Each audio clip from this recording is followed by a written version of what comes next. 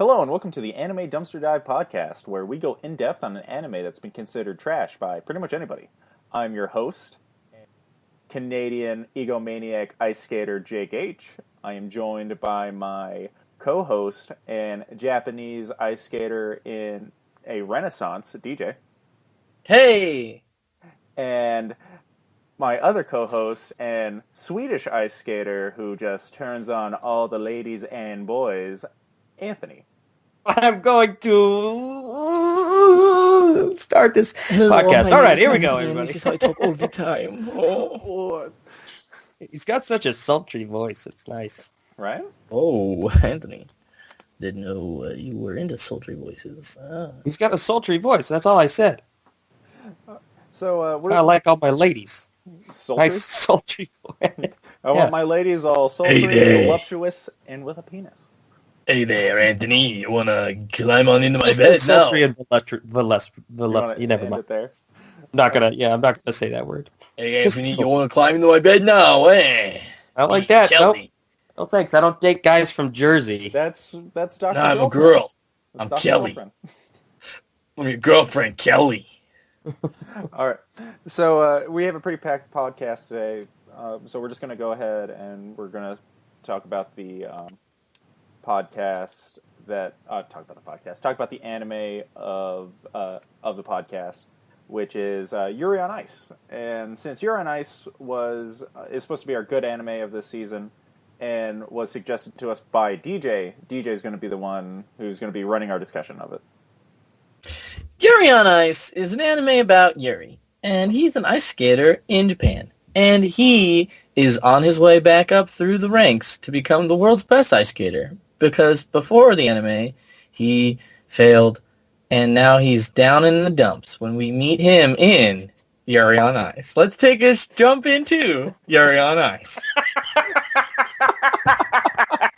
It's called Dumpster Dive. Not Dumpster Okay, Jump. all right. No. Dumpster Dump. Yuri on Ice is way better than Madoka Magica, and it's criminal that it has only an 8.7 on my Eminently list. Let's take a deep dive into Yuri on Ice. let's dive on into Yuri on Ice. All right, so I'll do the background stuff for it. Yuri on Ice aired during the fall season of 2016. It was created by Studio Mappa, who also did Kakegurui, which is a gambling anime, as well as they're currently doing Zombieland Saga, which is a anime that's going to be airing during the fall season. It is directed by Seiyo Yamamoto, who has done work on Gunslinger Girl, High School of the Dead, Kakegurui, and Psycho-Pass. The writer only wrote one anime, and it's this one. And that whoever wrote it is the fucking greatest. No, all right. So there we go. That's all the background there. So They wrote mangas, but not animes. Oh, what manga did they write? Fuck, I don't remember, dude. The one about some guy that fucks all his ex-girlfriends, and then another one about a guy who, chick who goes back in time and relives high school. Ah, interesting enough. There you go. Learn something new every day. So before we go into the episodes, we like to do a spoiler-free section where we talk about our first impressions of the characters as well as the anime itself. So, what were your guys' first impressions on on the title character Yuri? He's awesome. Here's what you can say about Yuri. From the very beginning, man, you're rooting for him. He's the underdog. You're rooting for him. You don't really know him that well, but you're like, fuck, I hope this guy gets what he needs in life. That's all I gotta say about him, without spoiler-free. Without spoiler-free? All right. Anthony, how about you? Well, I mean, first impressions, this kid's got a lot of determination. This kid's got what it takes. You can tell by how much he cries. A lot of times, if he cries a lot, he's going to do great. I was going to say, he's an anime protagonist with how much he cries. Yep. Oh, Anthony, talking shit about Yuri crying too much. Loves Subaru a whole bunch. I didn't talk about how much he cried. I just said he's gonna. You why can don't tell. You go hang out with Subaru some more, eh? Cry, favor, guy, lover. You can tell that he's gonna do great. That's what I was saying. Sure you were. Listen here, you manly man, you DJ. Boys cry too, all right? Boys cry too. Speaking Yeah, he of manly cries. men, If you were a fucking Olympic skater, you'd cry too, man. It's a fucking stressful job. Absolutely. speaking of manly men, let's go to our next character in Men Want to Be Him, Men Want to Be With Him. Victor Nikiforov. He's manly? He's, I don't know, man. The manliest man there is. You don't want to go gay, Victor Nikiforov? No. If the answer to that question is no, you're not a real person. You're not. I already answered no. You're not a real life human. I'm sorry to tell you, Anthony. I am. I'm real. I will say this for my first impression of Victor. He is not, without going into spoilers, he is not how I thought he was going to be. Like with his first introduction and his like first interaction with Yuri, I thought he was going to be something else. Like I thought he was going to be different, and then he turned out to be a different character than I thought he was going to be, and I'll go more into that in the spoiler section. Underdog tale. For Victor? Yeah, about Victor? What? In general, fuckers. God, get on my level. I'm being very antagonistic right now. You are being very antagonistic. What? And then we have a third protagonist who's kind of like a pseudo-antagonist in other Yuri. Yuri Katsuki. No, that's Yurio. That's Yuri P. Yuri Pletsky. Yurio. Yeah. Yurio. Yurio. Yurio in the English dub. Even in the Yurio in the Japanese sub. Yeah. So, what do you guys think of Yurio? I thought he was going to be young hotshot. Yeah. I loved his character. I thought it was just a standard anime rival, but that turned out to be more. Yep. Oh yeah, he's a young hotshot. He's well on his way. He's the greatest figure skater there is. Yep. And if you get in his way, whoo-wee, man, better watch out. Yeah. He adds to the equation of the makings of the perfect anime. The equation, yeah. He adds right to it. Yep, moody and broody teen. Check that box. Sure. I'll go ahead and I'll lead off with my first impression of the anime in general. I thought, I believe the first thing I saw of it was the opening. So I thought it was going to be a much more, artsy anime, where it would be just constant, it does have constant scenes of figure skating, but I thought that it would be more that and less, how to say it, less, I just thought there'd be less plot in it and more just beautiful scenery. That's what I thought it was going to be. And it would look more like the opening. Yeah. That makes sense. The opening definitely leads you in that direction. Mm-hmm. The opening is fucking fantastic, by the way. It is. It's a fantastic opening.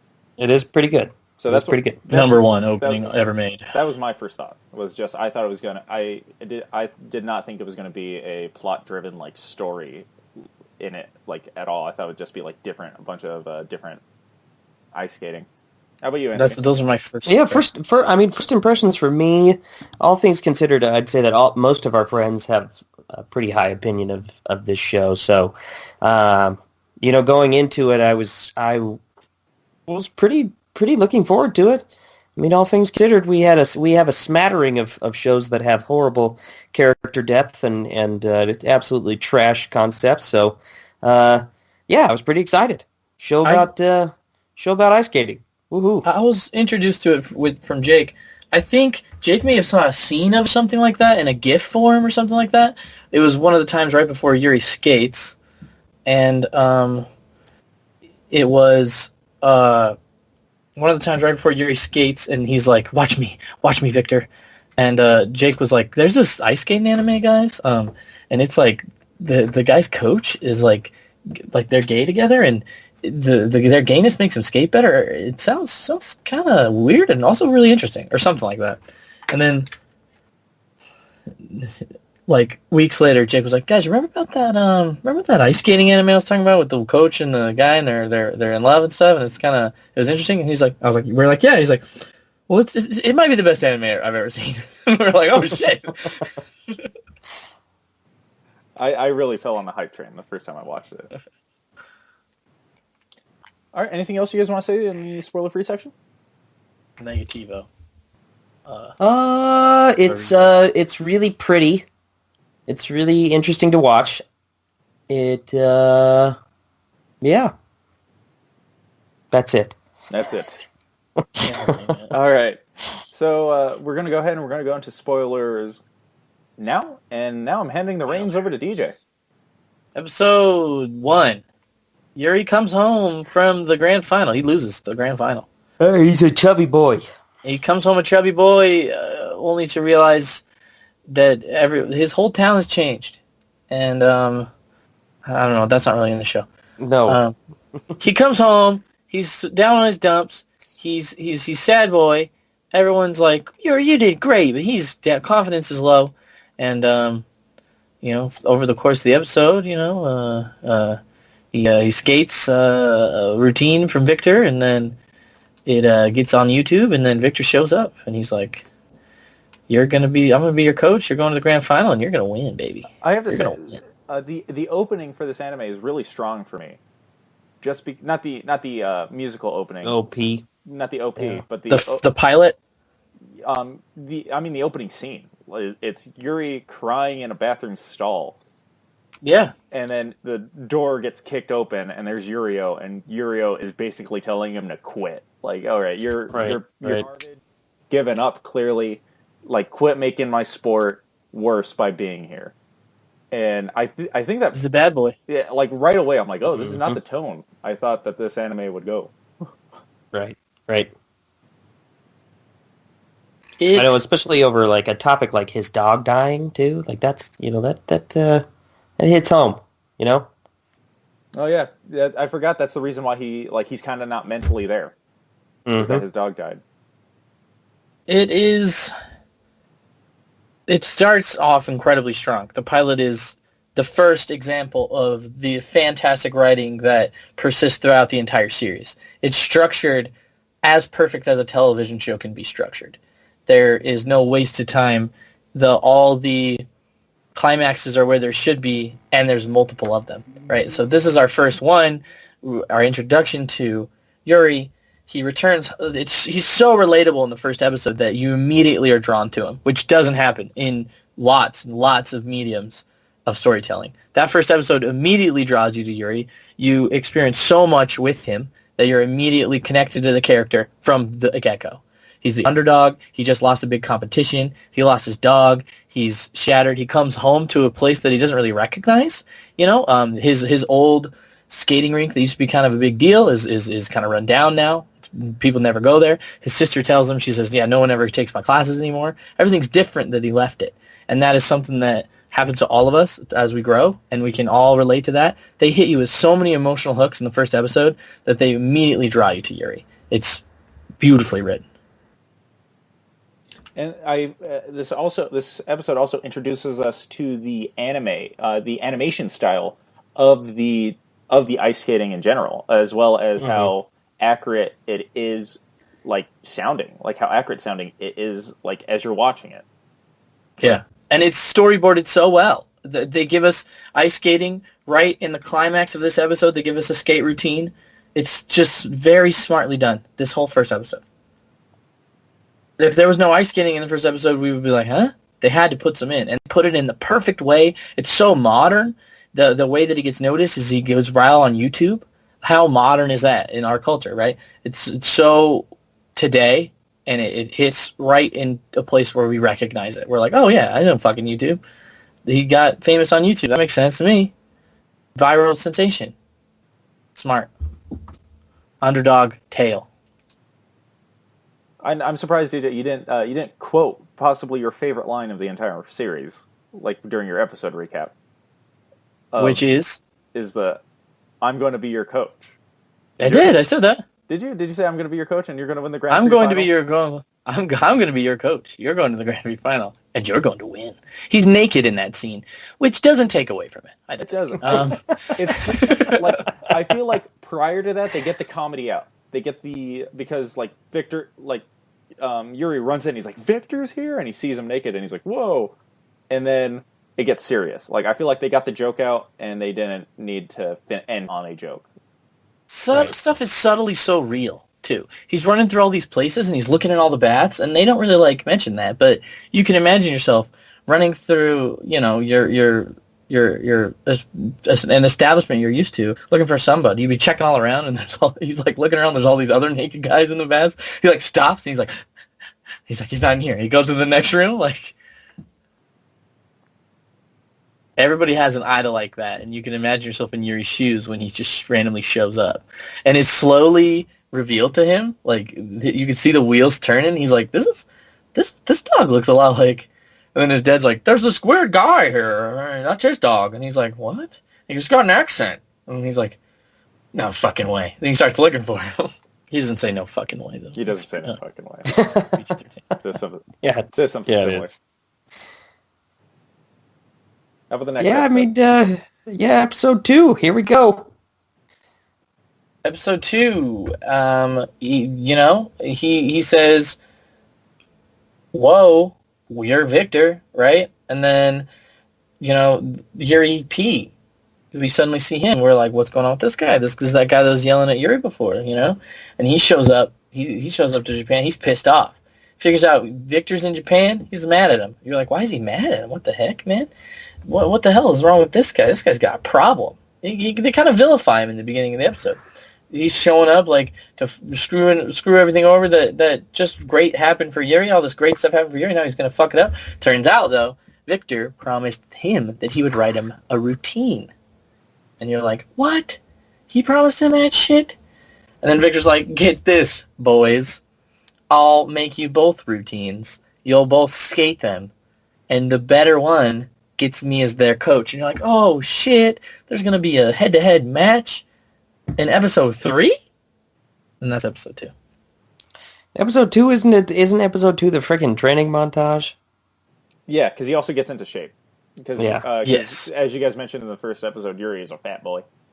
He's tubby. So he loses like all that weight, like very quickly, I imagine. And because that's a condition for Victor to train him, is that he has to lose the weight.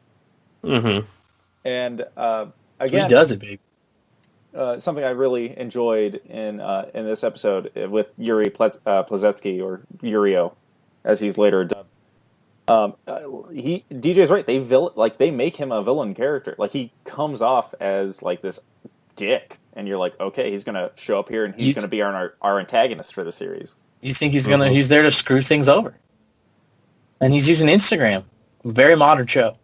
And they do that thing where where they make like the antagonist likable, because that's what I thought for sure. They were doing like the little joke stuff with him, like when he shows up and he sees that tiger shirt. And he goes, I want it. And then he Instagrams it, and then he gives away that he fucking ran away to Japan. Japan. Yeah. And, like, for me, this is where the series kind of started to get me, like, hooked, I guess. Because the first episode, while I thought was great and really cool, I wasn't sure if I'd watch it anymore. But then this episode came out, because I was like, not every episode's going to be like the first episode. But then this episode came out, and it introduced the idea of like competition. So then I was like, well, I have to watch the third episode now, because I want to see actually how an ice skating competition works. We're going to see who wins. Yeah. Who's going to be his coach? They pull you in. It's very fast moving too, because it's not like Yuri shows up and then we get like 2 episodes of them learning to like get along here. It's 1 episode, and then Victor's like, all right, contest, and then what? And then next episode we're like, oh, we're getting the contest. Next episode. And it would be so anime for it to make you wait so long for that contest. This contest could have easily been the first 6 episodes of the show. Yeah, right. Yeah, but they get right the fuck to it. And it's so smart. By episode 3, you already have the end of an arc. You have the arc of who's gonna be coached by Victor, and so much happens during that arc too. By episode 3, you've gone through so much with these characters. It's insane, and you're so hooked, like into their future, right? Like Yuri has learned so much. Yurio has learned so much, especially once they get the routines and start learning from Victor and like trying to figure out how to make their routine the best they can. You go through so much growth with them, like not only emotional growth, but just the physical work that they put in. They get in trouble from Victor because Yuri's not supposed to be learning these jumps from Yuri Poletsky, and he is. Stuff like that. Like, it's good. Yeah. So on to the third episode. like the actual competition. Actual competition. So, I mean, he writes in both these routines, and then they perform them at the competition. That's his third episode. It's at Yuri's hometown, Hot Springs ice skating rink, and it brings all the fans to the ice skating rink. So Yuri-O is doing On Love Agape, and Yuri is doing On Love Eros, and they're both struggling to... Victor gives them both the harder one for them to do. Smart move, Victor, right? If he flipped it, it'd be easier for both of them. So he gives them both the harder one to do, and they both are struggling with how to really access that portion of themselves. And then Yuri-O breaks into it by thinking of his grandfather and how he has unconditional love for his grandfather. And then Yuri thinks of pork cutlet bowls, will make him go crazy. This fucking pork cutlet. And he also learns to dance like a woman from his sister. And they don't really... I love how they don't beat you over the head with certain stuff in this show. They let you kind of naturally figure it out. Victor... They're going through all of Victor's uniforms, and Yuri picks up one. He's like, I remember this when you wore it. And Victor says, yeah, it was when I had long hair, and the uniform's designed to allude to both sexes, so that like I look like both sexes. And then it cuts to Yuri talking to his sister, and you don't find out what he asked his sister till later. He asks her to teach him how to dance like a woman. So he gets the inspiration to do that from Victor. Without even Victor knowing he did it. And then he kills it. So does Yuri-O. But Yuri-O skates like the best skate he's ever had. And then Yuri comes out and skates even better. And then Yuri-O, just from seeing Yuri skate, he knows that he lost, and he goes home to Russia before it's even announced 2-1. So it's kind of how they end that episode out. What I wanted to add to the skating, as far as like the animation and everything goes back to Jake, what he was kind of saying is how natural and realistic, the skating actually is. It is pretty accurate. All things considered, I don't know a lot about skating, and I actually had to, watch some figure skating just to kind of see, what they were kind of talking about, just because my overall knowledge of skating is minimal at very best. So, it is pretty accurate. And one thing that I like about the competition, too, is, like, as DJ was saying, Yuri-O just watches the performance. But before that, his own performance it definitely has hooked me at this point in time, but it wasn't until this particular scene that I said, okay, this is actually pretty good. But his inner monologue of, like, his feelings of what he's going through, during the competition, too, where...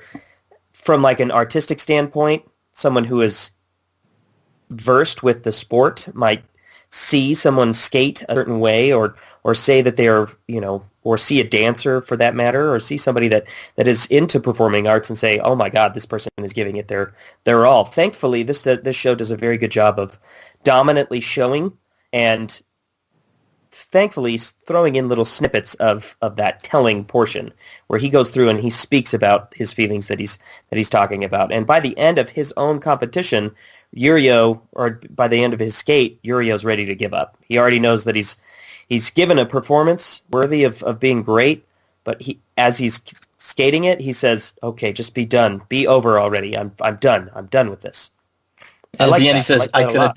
That's not. That was good, but that's not my best." Mm-hmm. And the way he treats competition is there is something that we can all agree with. I think everybody's had situations where like that was good, but I could have done that better. I could have gone faster. Stuff like that. Yeah, absolutely. So, yeah. It's the first time you get to see both of their performances. They are going to be watching throughout the rest of the series, and you get very familiar with them through the rest of the series, which is incredibly smart. To add on to what Anthony was saying, the ice skating is as accurate as it possibly could be.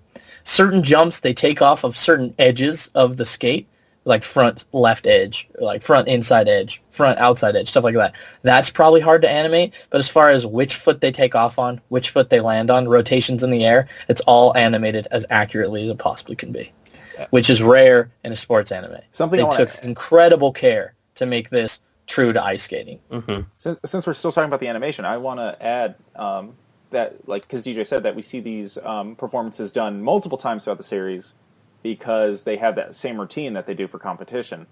And what's really neat is that, some of the scenes will be the same, but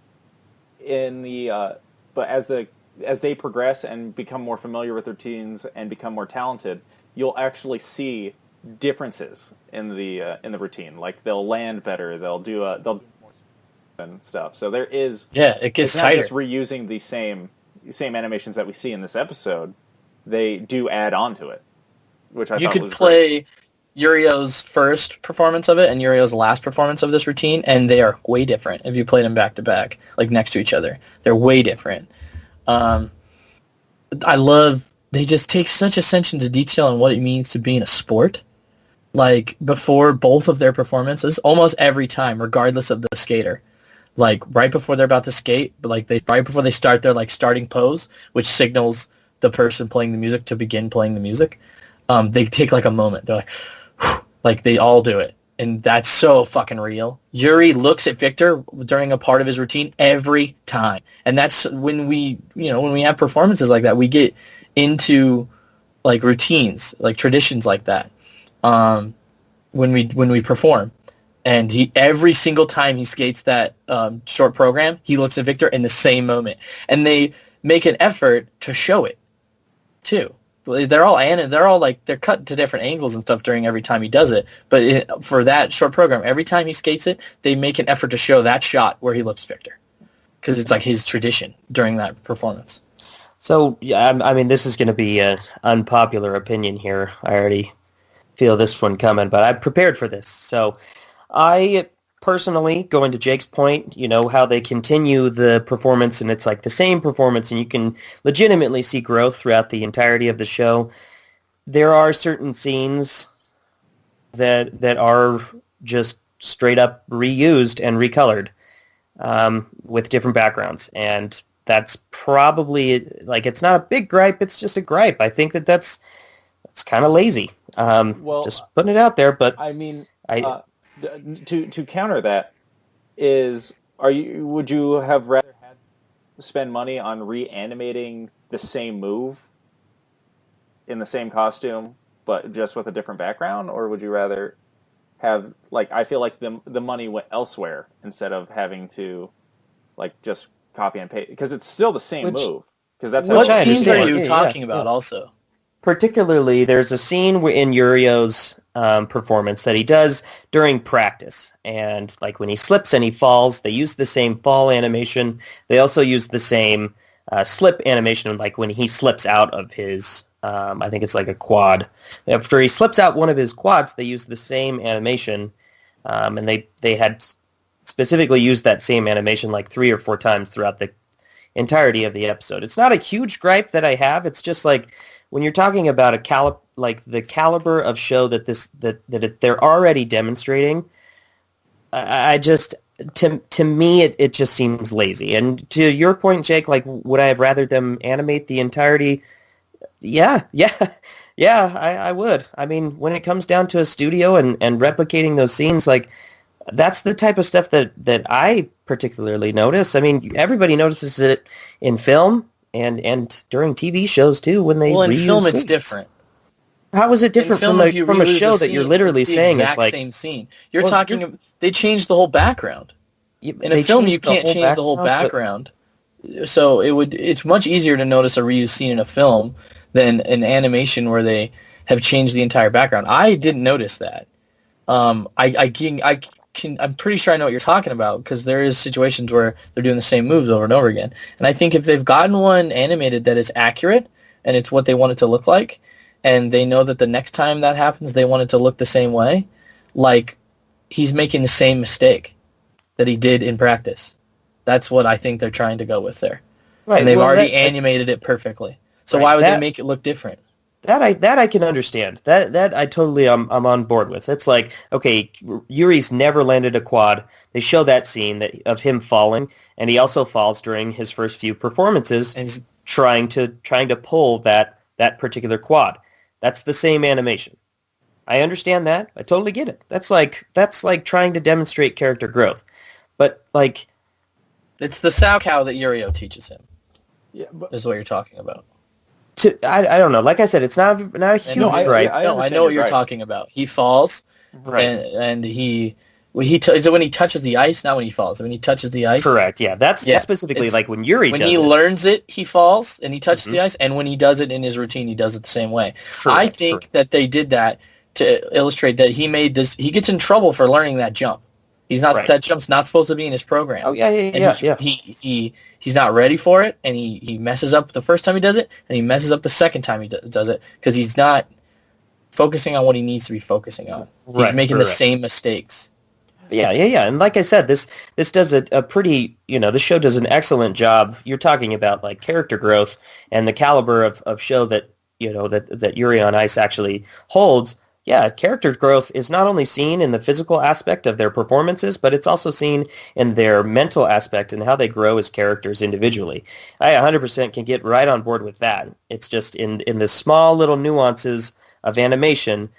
If you wanted to show me, I think that they could have just done a better job showing their, I don't want to use the word like ineptitude, but like showing what they're failing at rather than literally just replaying that same scene or recycling that scene. I think I have no get what you problem with mean. them using the same animation to orchestrate the fact that they made the same mistake. I get what you mean, Anthony, with that, Anthony. But I honestly think that it also falls under like I believe DJ's right in a way where it's used to showcase that it's the exact same mistake.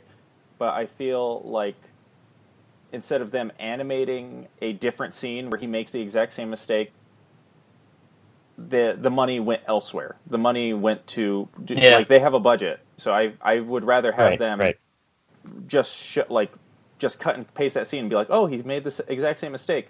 Then for later down the line, have them have a beautiful scene be less beautiful because the money went to a reanimation of a mistake, I guess. And this show is so packed the whole way through compared to other anime, even good anime, where it like trickles out at the end, the budget like goes somewhere else, episodes are filler episodes, stuff like that. This anime is so packed all the way through. When you're watching it, it flies by. Because you're like, there's shit is happening every single episode. There's lull moments sometimes, but that's when the character's having lull moments before big events, and you are going through it with them. Like you're just as nervous and excited as they are. And they put so much care in other places that people don't put in anime. The opening has more color every single time it plays. It changes every single time. It starts in black and white in the very beginning, and they add a little bit of like watercolor to it or it's blue and it has no color, and then it adds more and more green, color. like all this. I did not notice the color change until like episode 6, the first time I watched They it. have hair. Their uniforms start to get colored in. Like it's people don't do that in their openings, and it's also the fucking best opening ever. Like, Really quick. I was going to say really quick before we go to the opening, and because there's something I want to bring about the ending as well. To step away from animation, because this whole episode has kind of been just us talking about the animation for episode 3. This episode I liked a lot when it came to the characters, because both Yuri and Yurio are, when Victor tells them Agape and Eros, both think that they're getting the one that fits their personality. And like DJ said in the recap of it, that them getting the opposites really shows like Victor knowing what they need to work on as skaters to improve, but also shows we get to see them almost hit a struggle instantly. Like they're both out of their comfort zone right away, and I thought I like that, instead of seeing them like succeed constantly at something and then have them hit their rough patch right in the middle of like a series, like right away they're both really uncomfortable with what they're learning. And I like that more. It's that adds a lot to Yurio's character development too. When you see snippets of his junior skating, and it's like attitude, like I'm the best, don't get out of my way, like kid, the bad boy skater, and he gets the unconditional love, warm, nice, non-bad boy routine, right? Mhm. But even as a 15-year-old, he's so smart, and he's so like he's kind of a hotshot, but he's really humble in the fact that he's like, this is completely not what I thought it would be. When Victor said he would write me a routine, it's completely different than what I'm used to. It's so different, it actually makes me a worse skater, right? Like if he went into the route, like those couple competitions, those starting competitions with like his old style, he would have done way better because he's more used to that. But he's like, this guy knows what he's talking about. I'm not going to step on his feet. I'm going to do what he says. And he struggles with this harder routine that he's not used to eventually make him a better skater in the long run. And he recognizes that, which is really smart. I love them both as characters. Yeah, I think they're both the main character, a little bit, even though it's definitely Yuri. But they both go through crazy amounts of growth, even in these first 3 episodes. It's insane. Then to bring up, like, because this is exactly what I wanted to bring up with the ending of this, is Yurio kind of at this point bounces from the main plot, and the ending of like the ED sequence has the ED and the opening has Yuri, Yurio, and Victor constantly interacting, and even like hanging out together on like Instagram pics in the ED, and then Yurio's just kind of gone. And so I thought that there was going to be kind of a cheap ending to the competition where Victor would be like, "You both win. I'm going to train you both." Nope. But no, they don't do that. So that would be very tropey of them to do. Very tropey. They don't do it. They don't do it. But that's what like the opening and the ED set me up at least for. Just because and it's I constantly see 'em. insane. Yeah, because it makes you think that they're going to be the 3 best friends that anyone could have. It's insane that you can feel so much for Yurio, even though it's only been 3 episodes. Like you're not even rooting for him. You're rooting for Yuri. But when he watches your performance and walks out, and the girl's like, "Hey, it's not even over yet," and he's like, "I'm going back to Russia." You're like, "Fuck." You're like, "Damn, man." Like, it's shit. Because he had a great skate too. Mm-hmm. All right. You want us to take us to the next episode? Take us into episodes 4, right? Yes. So Yes. they both go to their respective places. Yuri starts learning how to. He learns how to be a ballerina from this redheaded girl, similar to what Yuri did. Learning a different type of performance to enhance his skating, right? And then they say he's looking better and better, right? They're both stressing about how they're getting older. Even as a 15-year-old, he's like, some of this shit that I'm doing right now, I can't do when I'm older, right? And Yuri's old, so he's like, I'm not gonna be able to skate forever, right? So they're losing it. Yuri is struggling much with his confidence rather than his skating, and him and Victor go through some situations, some talks where he's trying to improve that confidence. He doesn't believe in himself, which we saw in the first episode, and he's still getting over that hurdle of failure and worrying about failure and not believing in himself. And then the Grand Prix is announced on which ones they explain to you how it works and how they have to go to all these pre-qualifying events to get into the Grand Prix. And they announce which one they're going to. Yuri has to go to the Japanese one before he can go to the Grand Prix. And then his friend writes him his free program in this episode as well. He gets the music to his long program, his free skate. Yeah. What I like about this too is like... Which is the title card, Yuri on Ice. Yeah. What I like about this too is that at this point, we haven't even brought up the like the relationship between Victor and Yuri. Because episode 4, it hasn't gotten too steamy, but I think it's like right on the cusp, Yeah, because Victor asks him, like, what do you want me to be to you, right? Exactly, yeah. That's during the confidence talk, and that's where I think that this show excels in 2 parts. The show is a many-faced beast of dedicated like performance. Like it's really by itself, it's really good. You could split it into two separate animes. I would watch either one, either a high competition freaking skate anime or a saucy boy love It has so anime many too. like I was like, I hope Anthony says boy love. it has Yeah. so many facets to it. Yeah, It's that's so what I was saying. inspirational and motivational. Like In one hand, yeah, absolutely.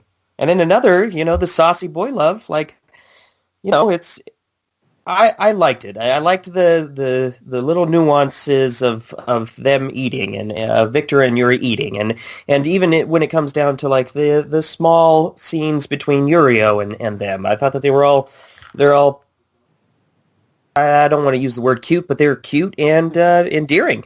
in that talk, also Yuri brings up the girl, which is I forgot to touch on in the beginning. Mm-hmm. They do a fantastic job in the first episode of connecting the watcher to Yuri. He returns home to a place that he doesn't really recognize that much. It's like everything isn't as popular as it used to be. People don't go where they used to go. Totally relatable, right? He talks to a girl, and you're like, oh, maybe she's gonna be the love interest. And he even brings up that he had a crush on her before he went. Like I used to watch her skate, and I always had a crush on her. Like 2 scenes later, she's married, 2 kids. You're like, ooh, 3 kids? Yeah, they 3 have kids. 3 kids, yeah. They have triplets. You're like, oh, so no, he's not gonna get with her. That's like the one that got away. And you're like, fuck, dude. It's so relatable. And he brings her up to Victor in this episode, in episode 4, when they're talking. My only this is an issue I have. It's not big. It's not even that serious, and it's not even like that heavily touched on in the anime. But it's something I believe DJ mentioned a few podcasts ago when Kobe was talking to him, mentioned Yuri on Ice really quickly about something, and it's the relationship kind of is a little iffy at first for me, just because it's like Yuri has so much like respect and like admiration for Victor. Like at this point, it kind of creeped me out a little bit, just because I feel like Victor was playing on that. Mm-hmm. And like I get it, it's like, don't get me wrong, Yuri becomes a much stronger character later on, but it kind of just felt weird having this coach approach his skater in in a way. It just was like a weird power dynamic, I guess. I think they're a little mysterious about Victor's intention. It's not till a little later, but they do reveal that, in Yuri's flashbacks, Victor has always been kind of cold, not cold to him, but not like he doesn't really speak to him. He's just like, hey, yeah, thank you, like I appreciate it, like he's never been interested. But then you have much later on, you have a little bit of take on Victor's side of it and how he was interested in Yuri from when the first moment he met him, and Yuri is drunk one time. I think it's after the Grand Prix final or after some event, and he drunkenly asks Victor to be his coach. Yeah. And then that's not revealed till way, way later, but you're like, oh shit.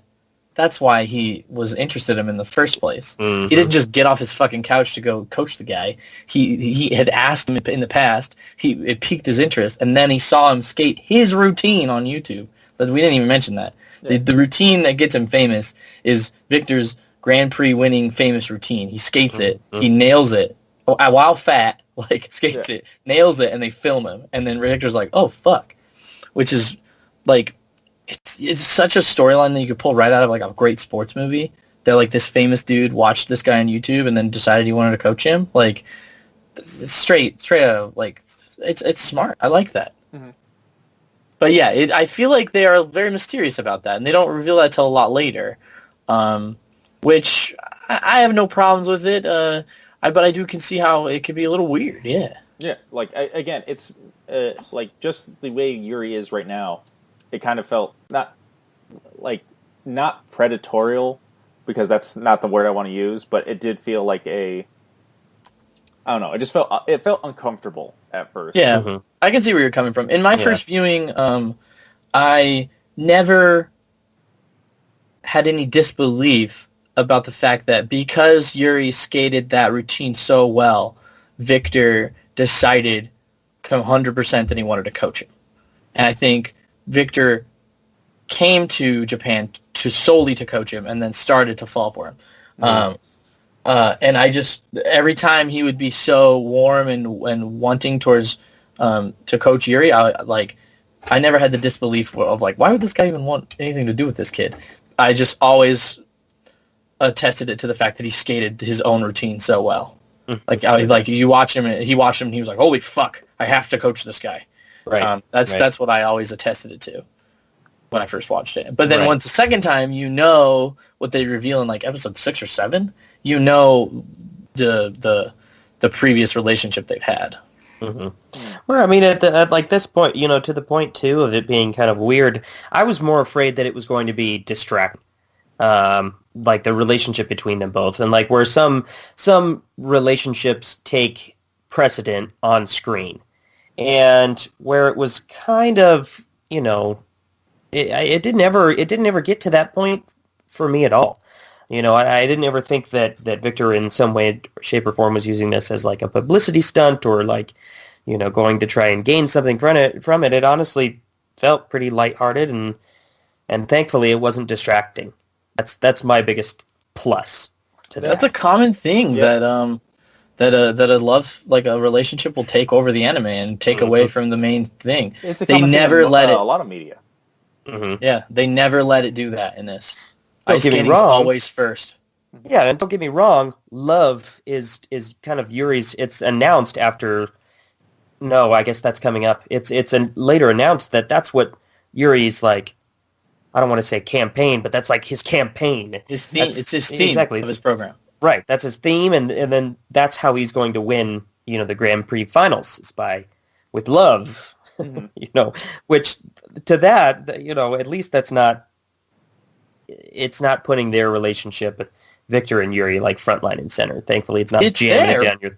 It's definitely there, but it's not being jammed down your throat. I think they do a great job of balancing, like I said in the pre-spoiler, balancing the plot as well as the sport. I think it's great because like they're tied together, but like the plot points play a part in like their routines as well, like because they grow as people, so thus their skating grows, and so I thought it does a great job of mixing those two.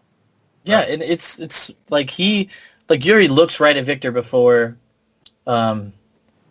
he begins his free program every time, right? Not before, but during it. Like in the first like couple seconds of it, he always looks at him. And they could have right there been like, oh, I'm doing it for him. And then like every single time, but they don't. In that moment, he looks at him like as a coach, not as like, I love you. So, I mean, it's a little sexy because he's dancing sexy, but he looks at him really as a coach. He's like, I hope I don't fuck this up. That's the look he's giving him. Like, yeah. You know, and it's character growth that we see on the ice for Yuri, and it's character growth as a coach that we see for Victor. For Victor, God, I cannot believe I just blanked like that. Oh my goodness! I thought you were frozen for a second. I was like, Victor's great too. Like after the third episode, after Yuri gets done skating, he goes. Everyone's like, "Oh my God, that was the greatest performance ever. That was amazing." Blah blah blah blah blah blah. And then the announcers and everyone is touting how well this move that it's a spread eagle to triple axel. How this move that Yuri did was. And then he gets to Victor, and Victor's like, what was that spread equal to triple axel? Maybe it would have been better if you weren't practicing quadruple outcounts with Yuri and your hidden special secret practices. You're like, oh, shit, dude. Yeah, so that's episode 4, right? Oh, yeah, sorry, Jake. Sorry, just one last thing I want to touch about on episode 4 is the track, Yuri on Ice, is a really beautiful, like, music, like, song. Yes, it is.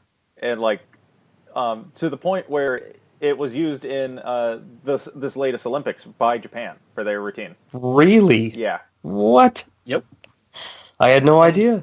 Yeah. And then before the Olympics in Sochi, was it? They skated to the opening to Yuri on Ice? Yep. During the opening to the Olympics? No, that was opening to the Grand Prix final. Oh, that's what it was, yeah. They skated to We Were Born to Make It. They skated to History Makers. for the opening ceremony of the Grand Prix final. What year was that? 2017? During the course of the show, it got incredibly popular in ice skating. Like famous ice skaters are announcers in the show in the later episodes. They like cameo with their own voices as themselves as announcers and stuff. So episode 5 is the Japan Figure Skating Championship that Yuri needs to qualify for the Grand Prix. He does okay in his first skate, his short program, and then Victor tells him to lower the difficulty of his jumps in the free program. And then this little kid comes up to him and he's like, "Hey, I watched you skate and you're my favorite." And Yuri's so stressed that he's like, "Yeah, thanks, man, blah, blah, blah." And then Victor says, if you can't motivate yourself, how are you supposed to motivate if you can't motivate someone else, how are you supposed to motivate yourself? Mm-hmm. Which Yuri's like, fuck, I'm fucking up. Cheers for the kid.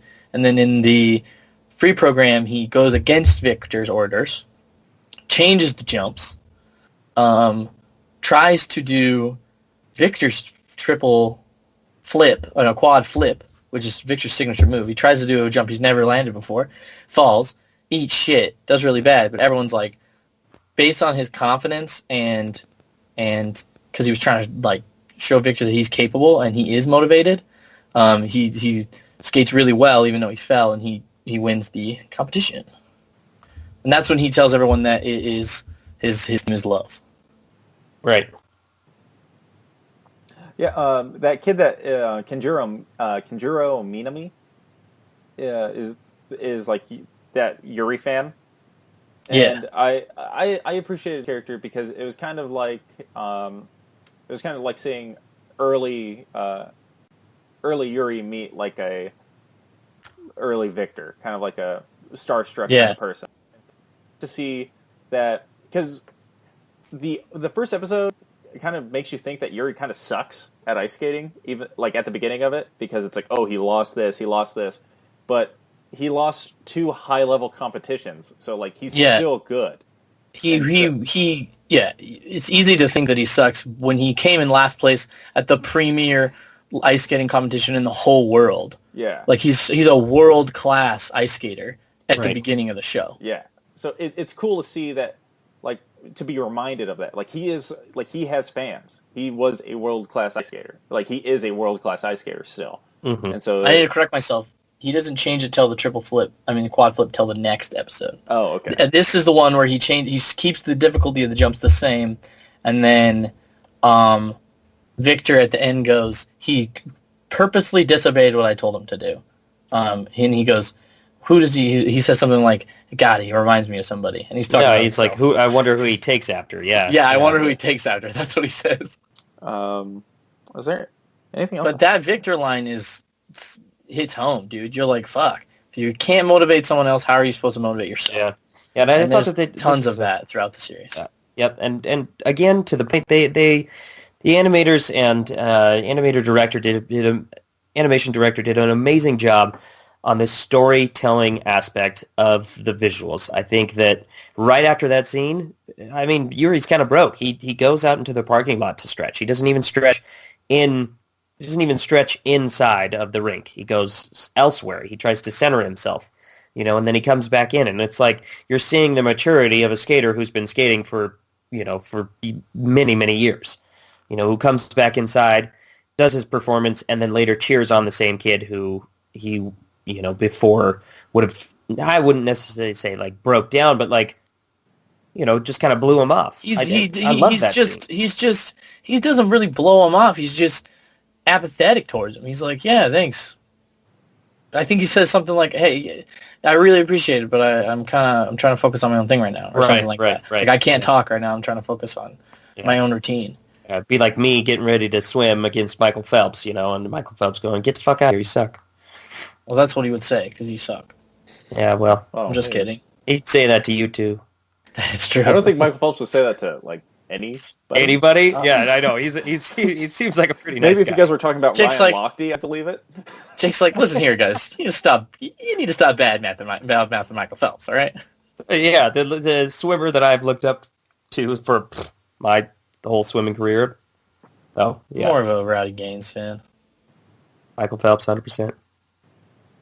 How about the next episode? I say Phelps, more like Phelps. Yeah. Okay, so next episode is bigger competition. Cup of China. So Yuri had to skate in the last competition to qualify to skate in the Grand Prix series, in which you score points to make it into the Grand Prix final. This is the first Grand Prix series, and it's in China. So Yuri's there. Yuri P is there as well, I believe. No, he skates in Skate Canada, right? Correct. He skates in a different one. But so, this is the one where Yuri's really stressed out. Victor says something wrong and makes him cry, which we see a lot of Victor development in this episode on how he changes, how he is as a coach based on how Yuri's feeling. Is it this episode or is it the next episode that he does this whole thing? Oh, yeah, it's the next episode. Yeah. Okay. Yeah, Jake. Yeah, that is. Yeah. Because who wins the Cup of China? Not Yuri. The winner of the Cup of China So- is the next episode still. Like, this is... Yuri yeah, Plesky goes to Skate Canada, gets second, gets a bunch of points. And then Yuri K JJ. skates in China. And then, this is the one with Chris. So Chris is he's fucking sexy. He's Yeah, like, Christoph Giacometti. yes. And then he sees Yuri before his skate, and he's like, Victor is the greatest skater ever. It's a shame that he's your coach and he's no longer skating. Yes. So then that gets in Yuri's head big time. He's like, oh, fuck. Because he adores Victor, too. So he's like, oh, fuck. He's not skating because he's my coach. And he can absolutely be skating and winning, but he's my coach. Right? So then Yuri goes out and kills it because he decides that he wants to prove that he's worth it to Victor to coach and not be skating. And This he is wins during first Arrows. place in the short program. Yeah. He changes something in his routine, too, I'm pretty sure, too. I think he just does... He changes his mentality, right? Doesn't Yeah. he? Yeah. Before he's This like, is one of the first confident ones he skates Because of Arrows. originally he's like, I want to be this... like irresistible pork cutlet pull, and in this one it's like, no, I want to be this thing. Like, I want to be the irresistible thing that Victor doesn't want to leave. Like, I want to be that. Yeah. And so he becomes like, it's that more confident, more sexual, like, intensity in this program. Right. This is the one where I'm pretty sure this is the one where he says, "Don't take your eyes off of me." Or no, this is the one where he says, he asks him at the end, "Were you watching me?" And Victor's like, "Everyone was watching you. We couldn't, like, you were fantastic out there." Yeah. And then the next free program is the one where he says, "Don't take your eyes off of me." Yes. A little sexy too when he says it. Ooh. We get introduced to Kristoff's dancing skating in this one, and because he's like, I own Arrows. It was like, you think you own Arrows? I own Arrows. Yeah, And I he does. exude Arrows. And, oh my god, does that man just leak out sexual energy? That's kind of how he talks. He's like, oh, like that's how he speaks. Like, Yeah. yeah, he does. It's true. It's a little over the top, but it's an anime, so it's an anime. It's kind of shown in there, but he got second place in the Grand Prix final last year because it's shown that he's been like always JJ. right behind Victor. Yeah. It's Did Victor win last year? I thought Yeah, JJ it was won. Victor. No, No, it was Victor, Chris, and then JJ. JJ placed third. And JJ wins something right before He wins he Skate skates Canada. against. Yeah, he wins Skate Canada. So Yuri, second place is Yuri P. Yurio. It's like this also, like this episode kind of also, it's a very small tidbit of like the powerhouse that will be JJ. Right. Because it's like, and then like he loses to Jean-Jacques Lacroix, who's gotten his second first place medal, like qualifier for the Grand Prix final. And Right. at this point, you're like, if he can beat that kid, he's fucking good. Yeah. Right. And we also get introduced to Peachy Yes. this episode because he's in the Cup of China too. The greeny guy. The Yuri's He's the- former like skate partner. Rink mate. Yeah. rink mate. He was from Thailand. Yes. Also, at this point, we haven't even brought up the fucking cast of voice actors that is involved. That was in. Oh my god! There is literally everybody. At one point in time, fucking Vic Mignogna is a sportscaster. Yeah. Josh Grelle is a sportscaster. Josh Grelle is Victor. I mean, Josh Grelle. Yeah, and he's Yuri. And he's also a sportscaster. Yep. Yeah. And then what's his face plays Peachy is played by freaking Minato. Joel McDonald. Which again is another freaking. It has to be a reference to how they sound very similar. That's true. Both of them. Yeah. Because Yuri and Peachy are like ring partners. Yeah, that makes sense. Yeah, I think it's hilarious. But the voice acting in it is also top notch. Whoever was do you know who did the dub? I wonder who the voice director for the dub was, because honestly, they did an excellent job with these voice actors. They were very convincing, and I felt like the dub was on. It sounded great, super convincing. I love even the women who aren't in this show very often are played by high end voice actresses. Fucking what's her face? Musubi. What's her name? Jamie. No, Jamie Marchi is Uzume, but Alexis Tipton, who plays Musubi, played the childhood friend. Yeah, she plays. And then his sister is Uzume, right? Yeah, or someone similar. Yes, I believe it is Jamie Marchi who voices the sister. So top-notch voice acting in every regard. Yeah.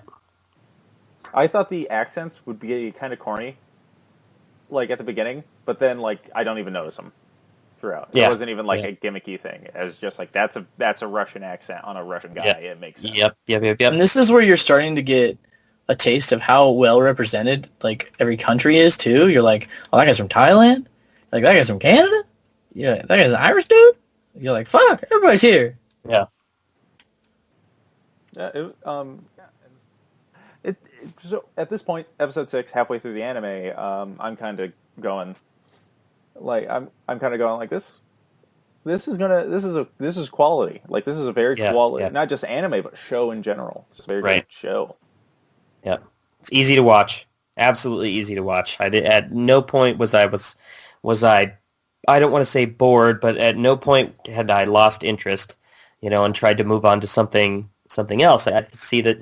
I'd say that the show is very, very capturing. It does a great job of, especially during the skates.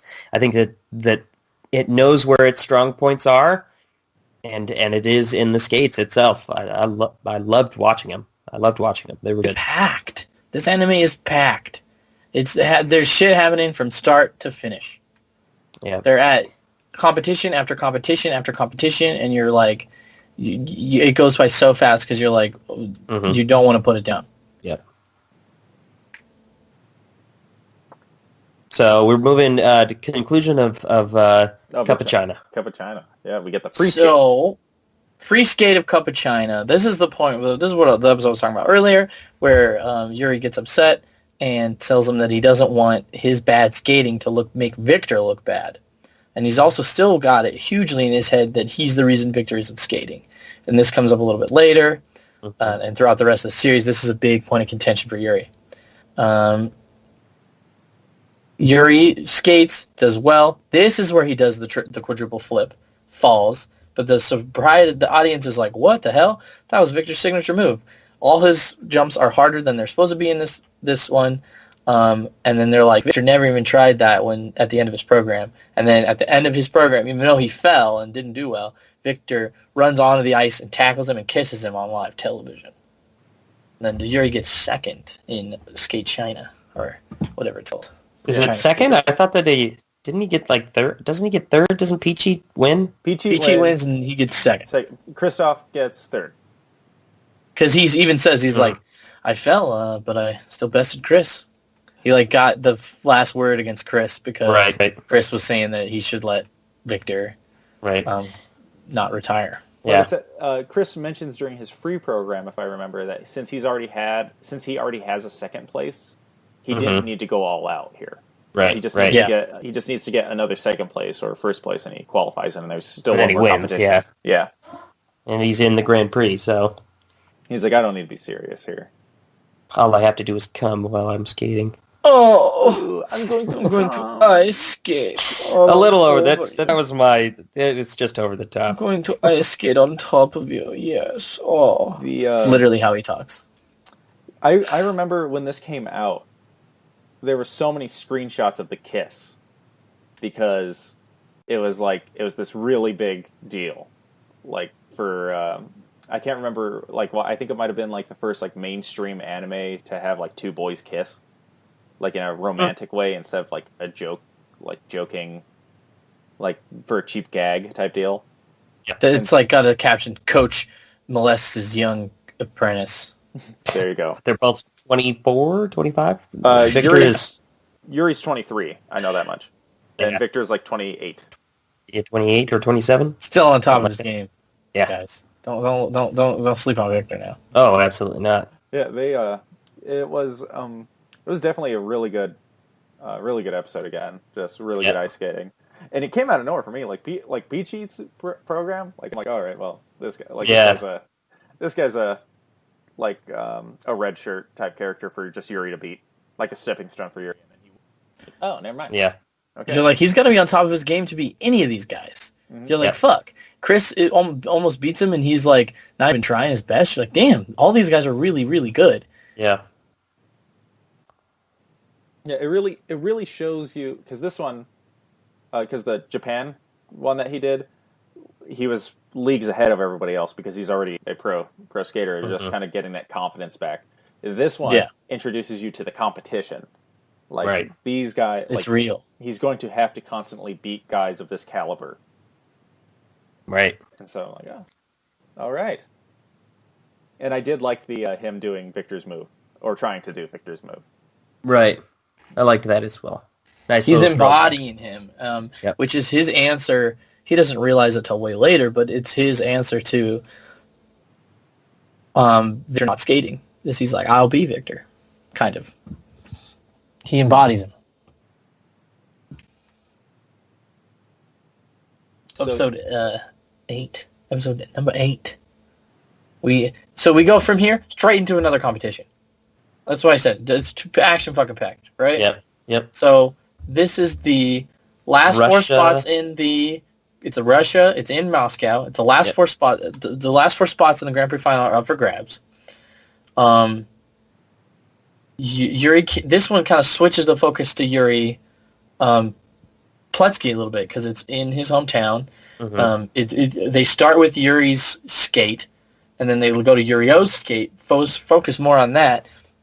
His grandfather's not there, who is his motivation for Agape, and he doesn't skate that well, and he's angry about losing to Yuri in Japan, and it causes anger to come out through his performance, and he doesn't skate very well. And they're second and third. Yuri's second. Pletsky's. Yurio is third. That's after the free skate, or the short program. And then Victor's poodle gets sick.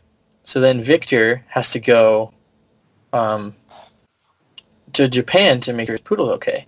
So then you have this moment where Victor goes to his old coach, the Russian coach, the one that's coaching Yurio, and he's like, hey, will you be Yuri's coach in my absence? And everyone's like, what the hell?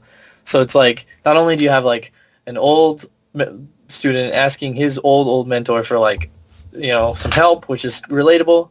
You have Victor's growing as a person. You've got the setup for the next episode, which is Yuri's first time since he came back skating without Victor there. Mm-hmm. And he's in second place, but he has to finish high here to go to the Grand Prix final. Right. This is his last shot. So it's a lot of, this episode has a lot of contention and stuff. Yeah. I'd like to say that episode 8 is where they really flaunt their character depth, and really show character growth in the sense that, like, we finally get to see Yurio's grandfather, in the whole pierogi thing. Like, he's talking to him about the pierogies that he's eating, and he's like, oh, well, it's not a pork cutlet bowl, whatever. You should try them if I had them in Japan and whatever. And he's, like, talking about it, and he's, like, genuinely excited to speak to somebody that he looks up to and, like, somebody that he has all this, compassion for. in that sense. And then going back to Yuri's free skate, like this is a very powerful scene because he is doing this without Victor. He has That's to the show. next episode. Oh, is it? Okay. Yeah. So I mean, gearing up to yeah, this. The episode 8 ends with Victor going back to Japan. Right.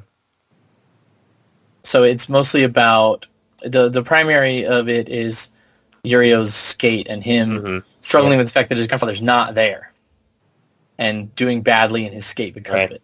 When recently he's been killing it, and this is like a lapse in skill for him. It's a moment of weakness. Yeah. This is again where it comes up too, where he's talking about his lack of agape. When he's skating his program. Since these two episodes kind of go together, we'll synopsis the next one. So Victor goes back to Japan, and then Yurio and Yurio's coach welcoming Yuri with a warm welcome. Yuri Pletsky's grandfather shows up with this food, and he gives it to Yuri. Yeah, and he's like, "Here, this is for my grandfather. Let's get it going, man." Yuri Pletsky, fueled by the fact that his grandfather's there, increases the difficulty of his score, nails it, and qualifies. And then we have, I think he has such a high score that even if someone beats him, no matter what, he's in, right? When he's sitting on the bench and they're waiting to give him the scores, which is seen all the time on TV. We see it in this anime all the time. It's fucking awesome, right? So then Yuri comes up to skate, and it's the first time that he is skating without Victor. He messes it up, but he barely qualifies. He fucking squeaks by. And then he's like, damn it, I'm fucking up. Maybe I'll retire after this season. He's like, Victor wants to go skate again. He's feeling horrible, and then that's when Yurio gives him the food and kind of cheers him up a little bit. And then he goes home.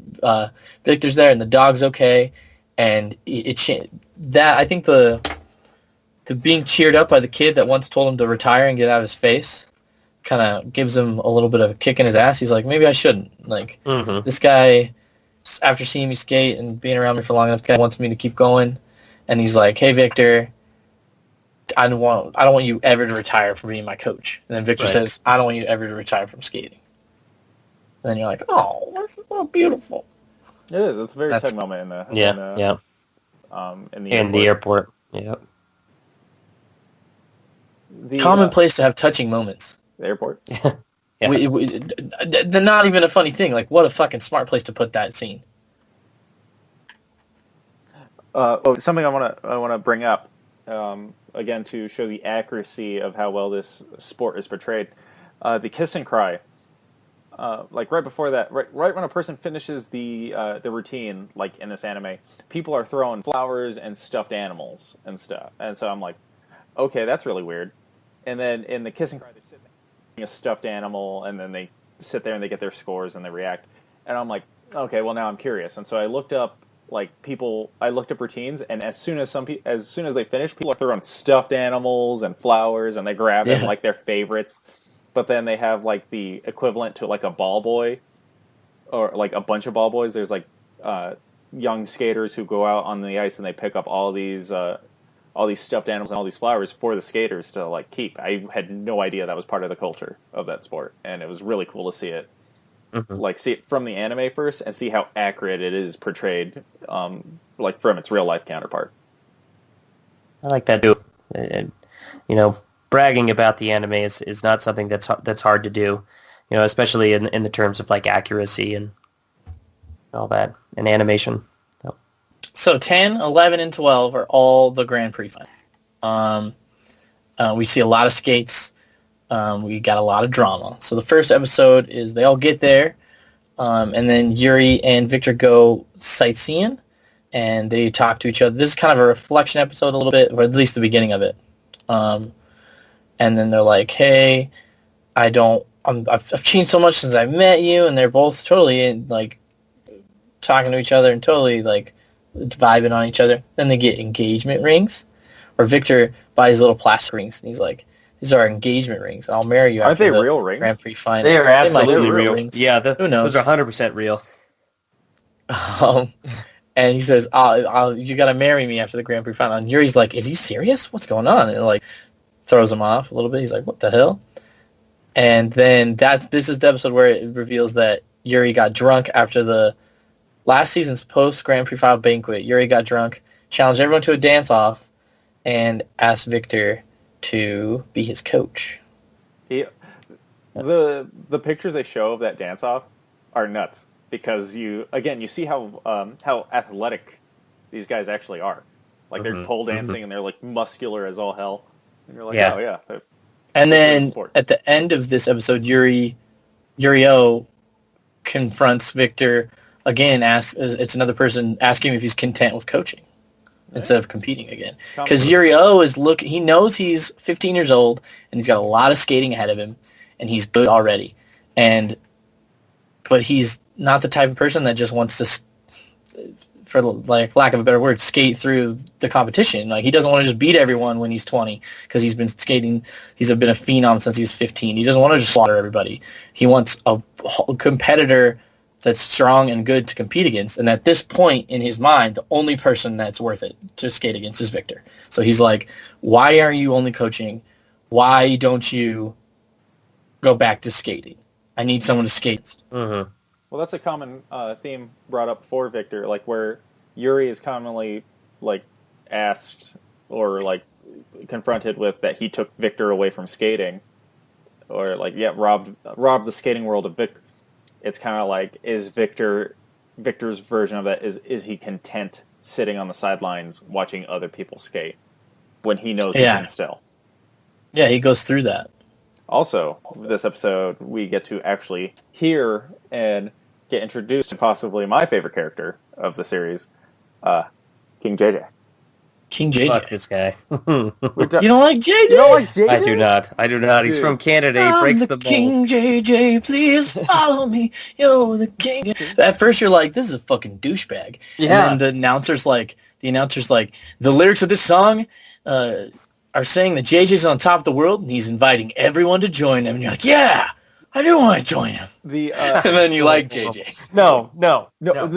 I get Anthony's dislike because JJ's first fucking interaction is like instantly calling out Yuri-O, and then after that, when Victor and Yuri announce that they're going to get engaged or going to get married after they win the Grand Prix final, JJ just fucking walks in on their like party and goes, "The only person who's getting married is me, and the only person who's winning the Grand Prix final is me." Is me. Yeah, so then everybody, that's my favorite part. I like this episode for the sake of, like, the interaction between Chris and Victor. Like, you have to understand, too, that, like, at this point, they've been skating together for so long that they can't help but be friends and connect with people. So that's what I like. Victor's an old contemporary. He's one of the old guard of skaters.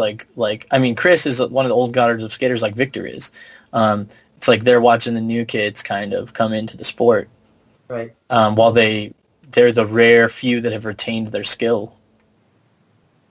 Right. Which I like that interaction a lot between them, and then like it's a very fun episode that kind of, gears you up for what would be a pretty pretty cool set of scenes for the Grand Prix final.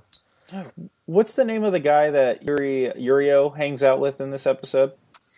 He's from Ukraine. I cannot remember his name though. The guy who his girlfriend, right, is one of the top female skaters. That guy? No. That's his sister. Russian too. That's his sister. It's his sister. Yeah. And he's from Spain. Yeah, I'm talking about the motorcycle guy. I don't know his name. But I like his character because like we have not seen him at all or anything. And, like the announcers when they talk about him are like, and he's gotten here basically. We don't know. Yeah. It's like oh, okay. He's here too. Welcome to the Grand Prix final. He finished third in Skate Canada. Yeah, right. Third and in then Skate Canada, and then there was another event that he got first, and that's how he's here. Yeah. And so that's USA. It was in USA. Odebek, that's his name. Mm. Yeah, I just like that because Odebek, he's like a bigger skater like he's taller than average for a skater, and so he has like difficulties, and so he changes the way like he skates, and it's kind of like a new way of skating for taller people because he's not doing the same tricks and stuff that the shorter, more flexible people can do. I think I'm getting ahead of myself, but that's like because the next episode is like performances. Yeah. But I just like I like Odebek. Yeah. Is it because you're a taller skater, Jake? Yeah, it's because I'm a tall skater, and I'm like I can make the Grand Prix final. All I have to do is change the difficulty of my jumps. So, performances start. We get to see a lot of performances. Yuri's goes pretty well. He goes for the quad flip again and lands it, but like is iffy on it. Everyone's like, "Ooh, he went for it, and it was okay, right?" He didn't fall like last time. But He just didn't get all of the rotation. That's what it is. But then Yuri destroys, gives an amazing performance, and breaks the world record in the free program. I mean, in the short program. Peachy, Chris's, and Odebek's all skate. They kill it, and then for the first time, JJ gets a little shaken and doesn't skate so well. This is a very heart-wrenching moment for JJ fans. He's in last place, but he says, "Don't worry, guys, I'm gonna get there." So Yuri's in first. Yuri-O is in first. Yuri is in fourth, and then Yuri gets a little jealous when he watches Victor watch other skaters, and he's like, "Is it just skating that you love, not me?" I think it's specifically Chris. Yeah, he's watching. Yeah. Yeah, and it kind of adds on, like, because they just had, like, a touching moment, like, 2 episodes ago, as well as last episode, and kind of like, oh, what's going to happen? Yeah. There's a little bit of trouble, and it's a situation that Victor is like, oh, fuck, I got to rectify this, Yuri tells him he wants him to retire. He wants him to go back to skating, or after they're done here. He wants the relationship to end, them not to be coach and student anymore, because he thinks I think he gets jealous that Victor sees other skaters in a similar light that he sees Yuri when he performs, because Victor loves skating so much. But he also is seeing how much Victor's in love with skating, and it gets in his head that how much he's taking away from Victor by not letting him skate. And those two things combined, I think, lead to him telling Victor that he doesn't want them to continue after the Grand Prix final. Something I want to bring up with this episode, because Anthony said that he hates JJ. How can you hate him at this point? All right. I don't. Okay. At this point, it was kind of like a rectifying type of moment where it's like I would say that this is kind of a weaker point in the anime for me personally, just because it's like, it's the same. It's just like using Odebek as kind of an example. I'm supposed to care about this character 11 episodes in. I don't really think so. I don't think you are supposed to care about him. Right. I think and then experience the the emotion of him. Like, I didn't care if he won or lost, but I felt the hype of him, like, fighting back, like, just showing that, like, that competitive nature of the sport. Right. Someone who they were like, he's the last guy who's gonna do well here, and he kills it. That is, that's something you can relate with. But it's like, but I think he is there. This reason Jake said they needed another guy there. No. I was going back to more so like using Odebek as kind of an example of why I don't necessarily care for JJ.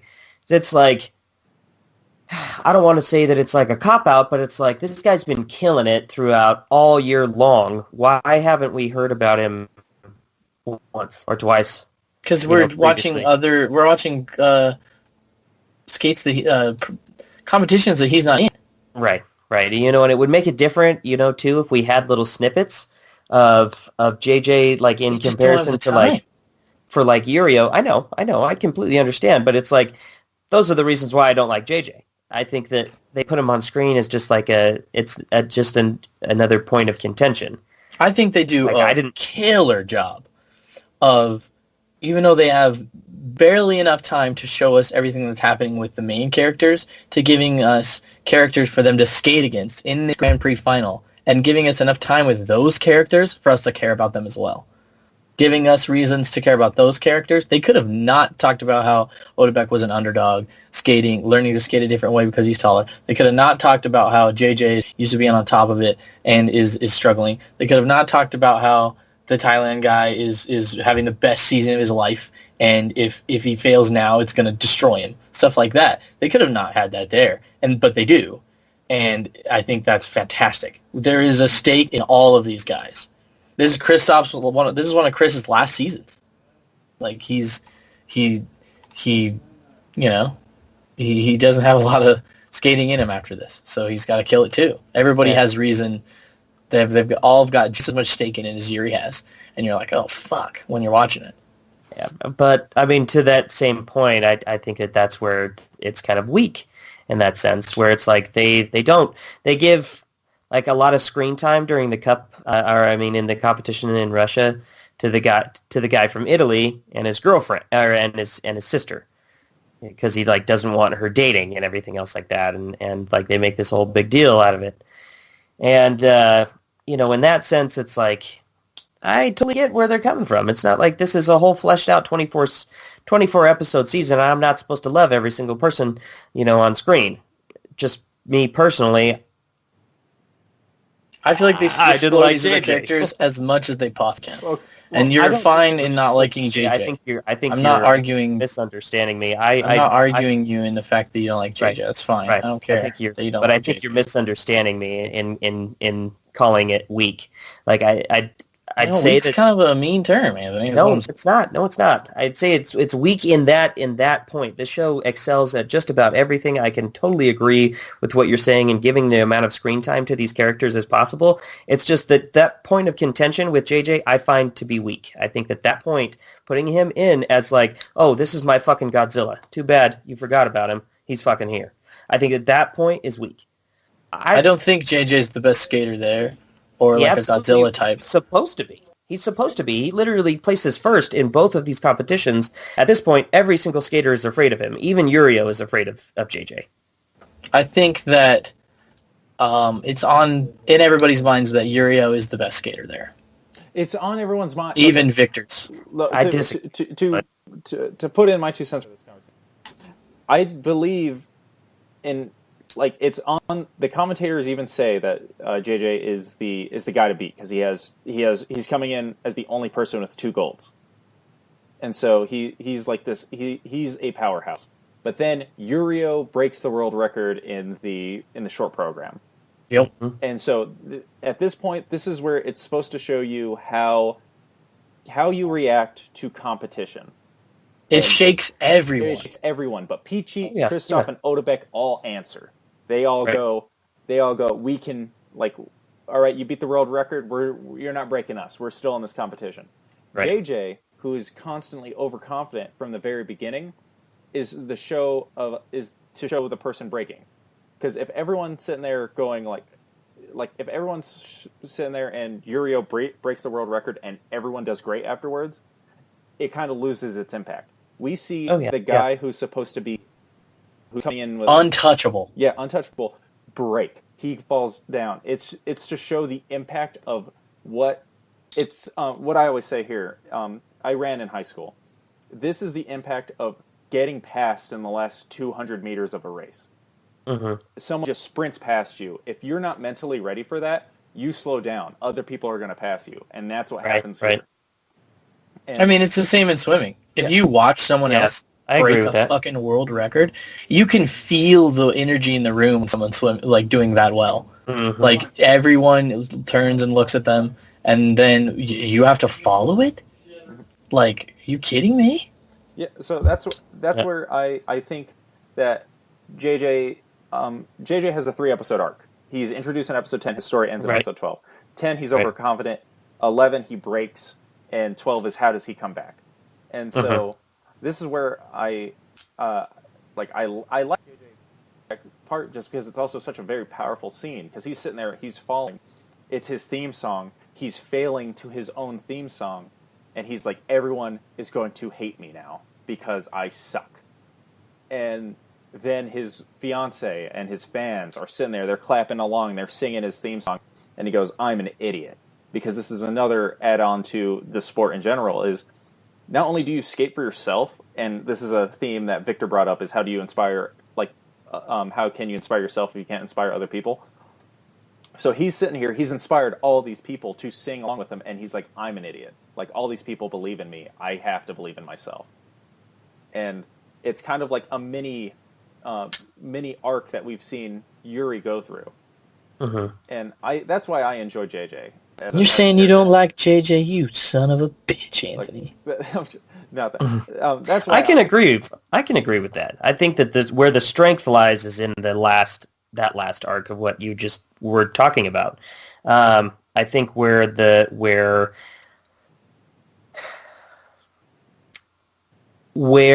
could have done better is in demonstrating, a little bit. I don't want to say better, but like going kind of the extra mile to show that JJ is there's a little bit more depth beneath this cocky kind of asshole. I feel like we get that there. I any more time spent on JJ, again, this is just my honest opinion, I think I would have probably not cheered for him in episode 11 because he's such a dick in episode 10. And the reason he humbles out is episode 11. So if we saw him more, it just being his dick, episode 11, we'd be like, I don't fucking care. Fucking lose, you asshole. Yeah. And so I think it's just sprinkled enough in there. Okay, I mean, I can definitely agree with that, Trying to find the right word from changing it from weak, though. Cop out. DJ, wrap us up. Yeah. We're into the finale. Here we go. Final round. This is it. This is the one and only. So, Yuri tells Victor that he wants to retire so Victor can continue skating. And it makes Victor cry.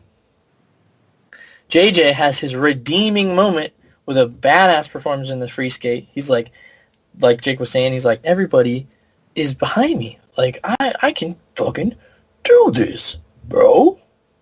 Right? Mm-hmm. You feel me, boy? Okay. Yuri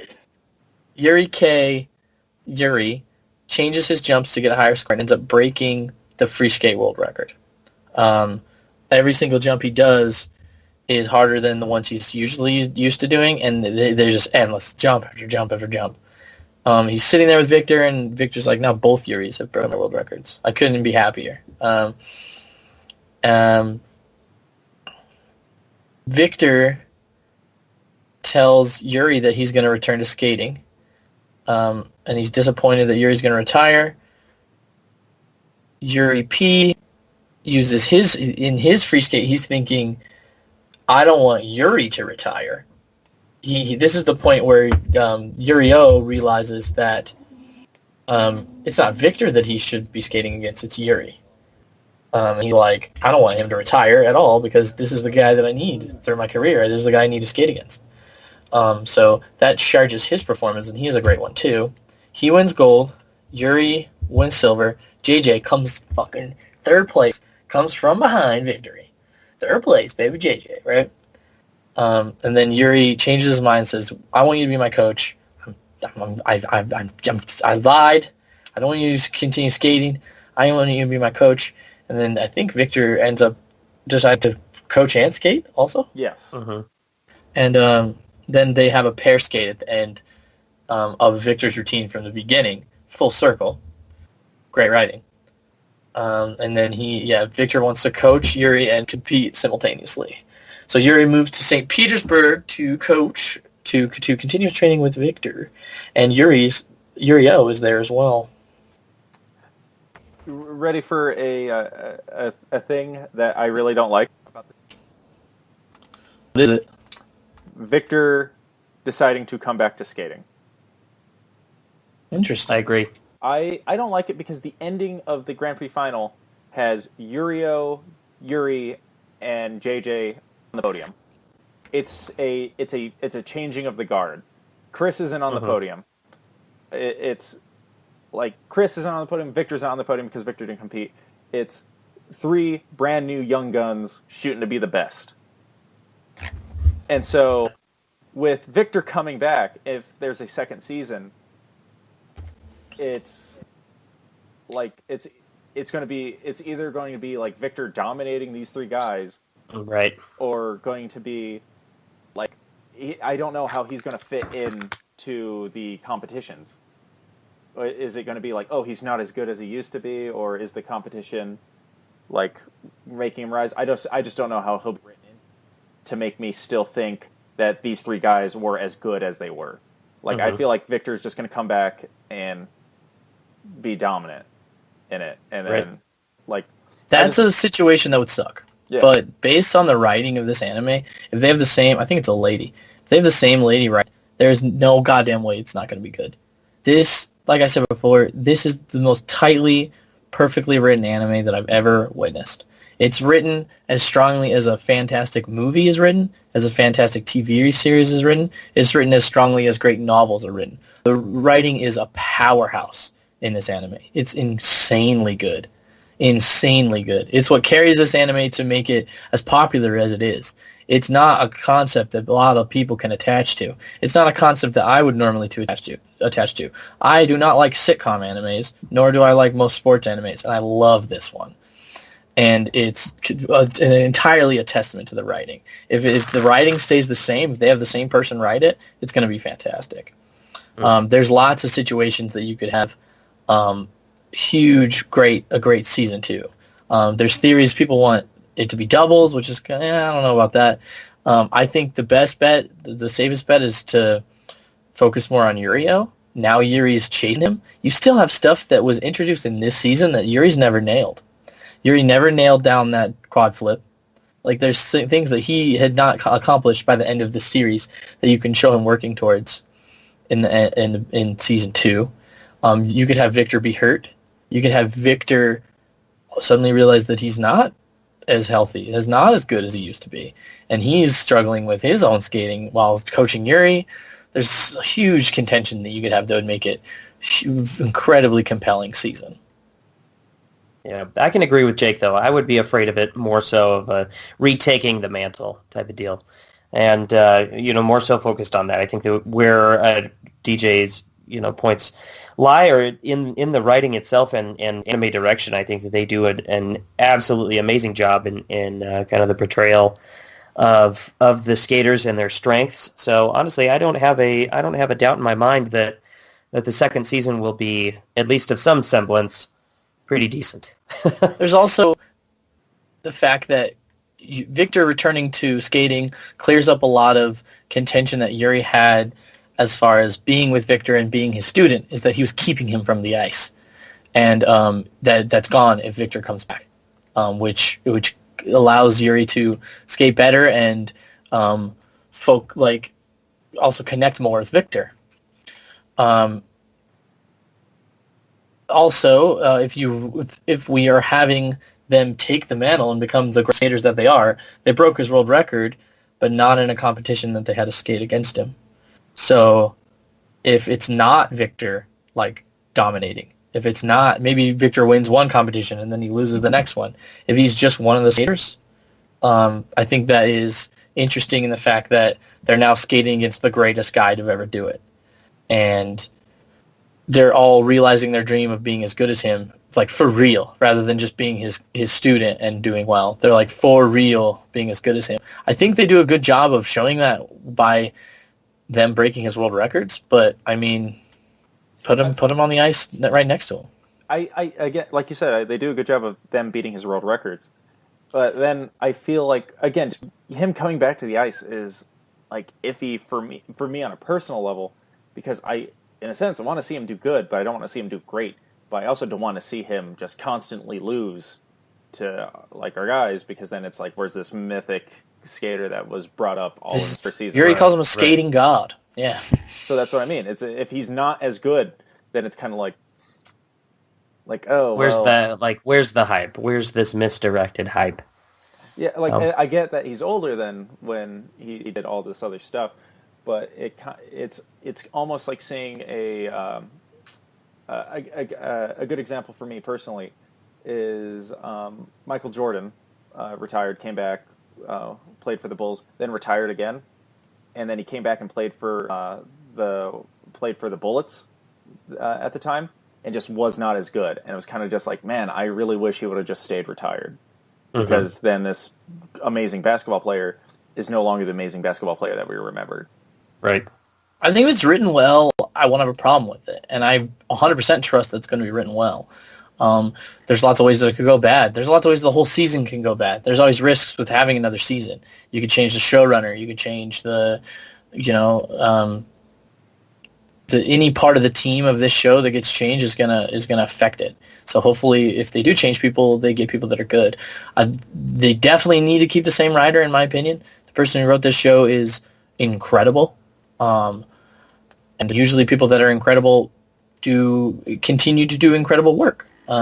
Everybody has their shortcomings when it comes to writing. They have the chinks in their armor or the bad projects on their record, but I mean, usually they keep up with their own skill levels. So I don't think it's going to be a problem that Victor's returning to the ice. I think it's important to the story because everyone was like, you're keeping him away, you're keeping him away, you're keeping him away, and now he's not.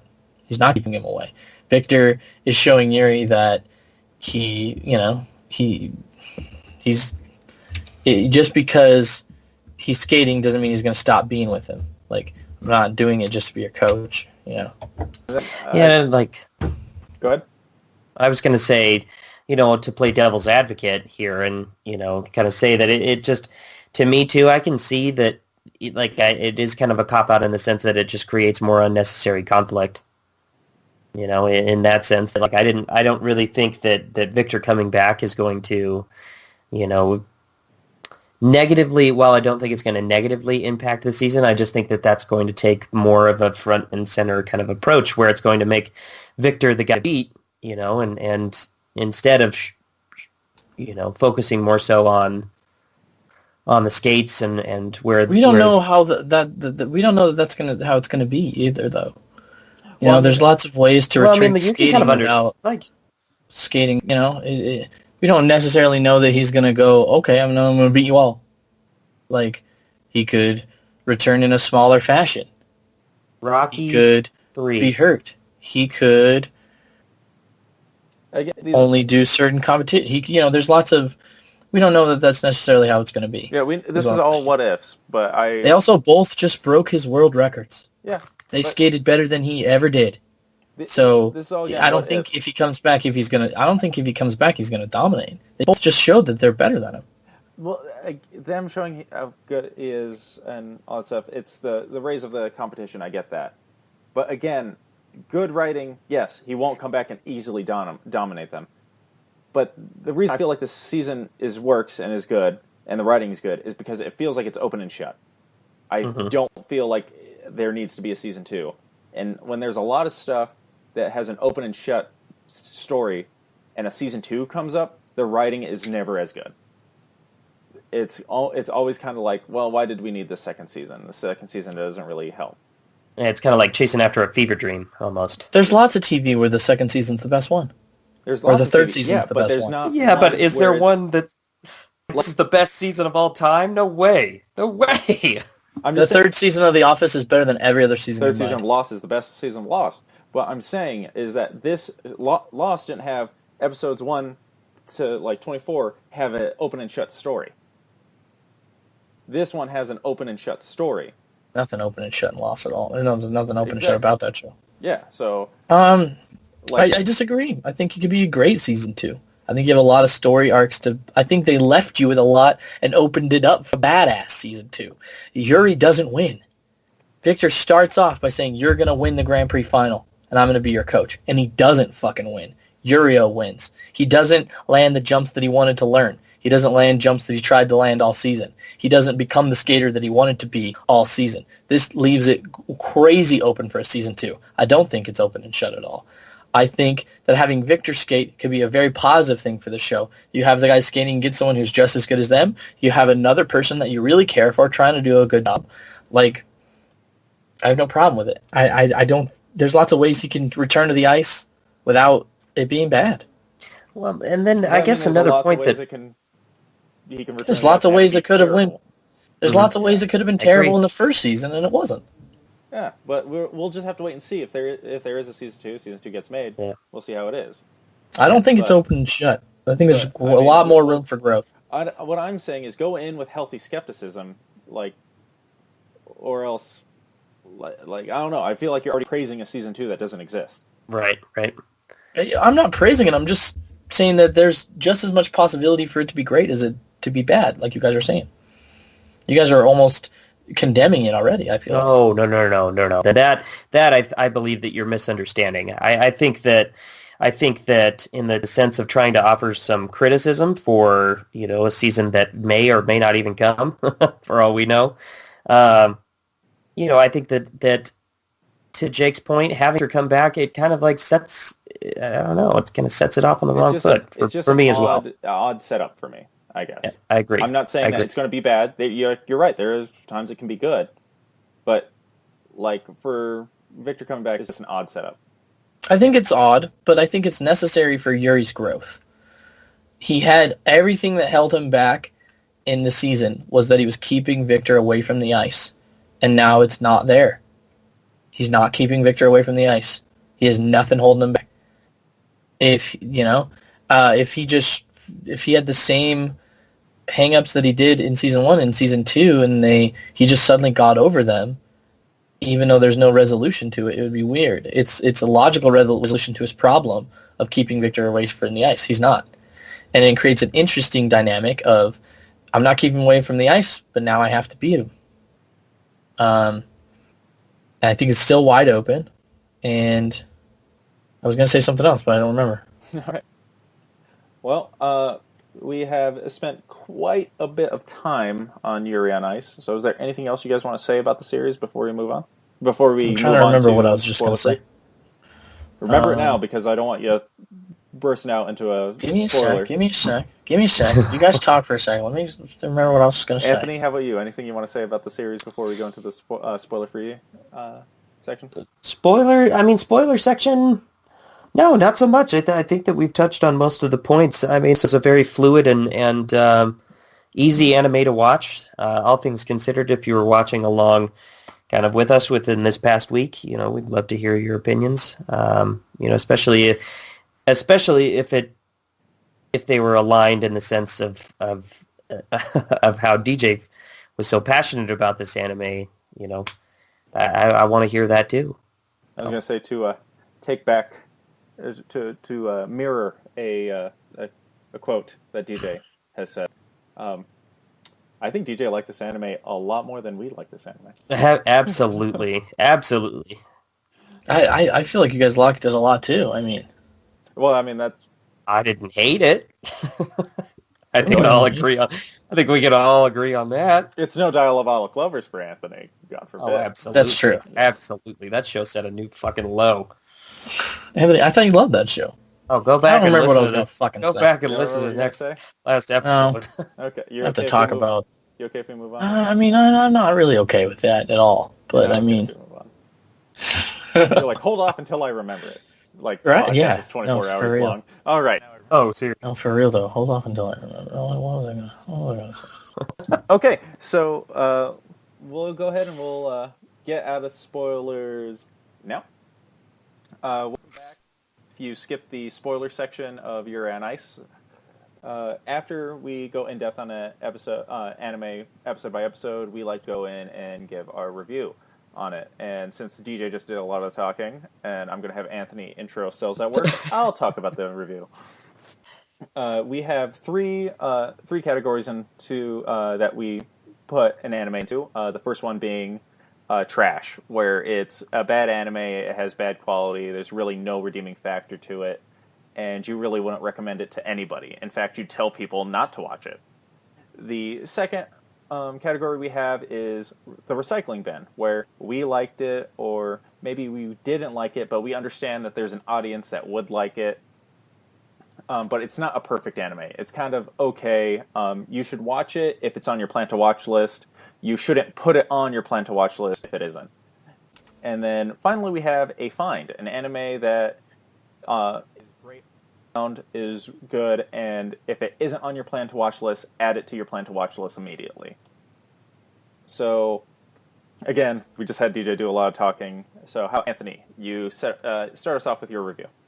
Absolutely. So, as I mentioned before the spoiler portion of our podcast, this show was pretty hyped up for me. So, saying that I had high expectations for the show is kind of an understatement. I honestly went into the show with the understanding that it was going to be one of the best animes I've ever watched, just because it's constantly brought up by DJ that this is one of his favorites. So, that being said, episode 1 to 12, just baseline review, it was a good anime. I think that it was very fluid. I think that in storyboarding and in screenplay alone, it excels beyond most anime that we have watched. I'd say that probably the most out of all of the anime that we have watched on our podcast. I'd say that it excels in the main portions of kind of the pillars that we use to explain what a great anime has. It excels in character development, and that's the biggest thing that I'd say, along with the animation, that really helps you move 1 to 12 just really super fluidly. I think that it's a very easy show to watch, in the sense that you aren't necessarily interested in figure skating. Don't worry, this show is going to teach you all about it. If you're not necessarily interested in kind of the modern topics that the show kind of brings up, I'd say, why not just give this show a try? Honestly, it is really great. That being said, I put all of the good stuff in front of the stuff that I personally had gripes with. I'd say that small, little nitpicky things are reused anime scenes, like animated portions of the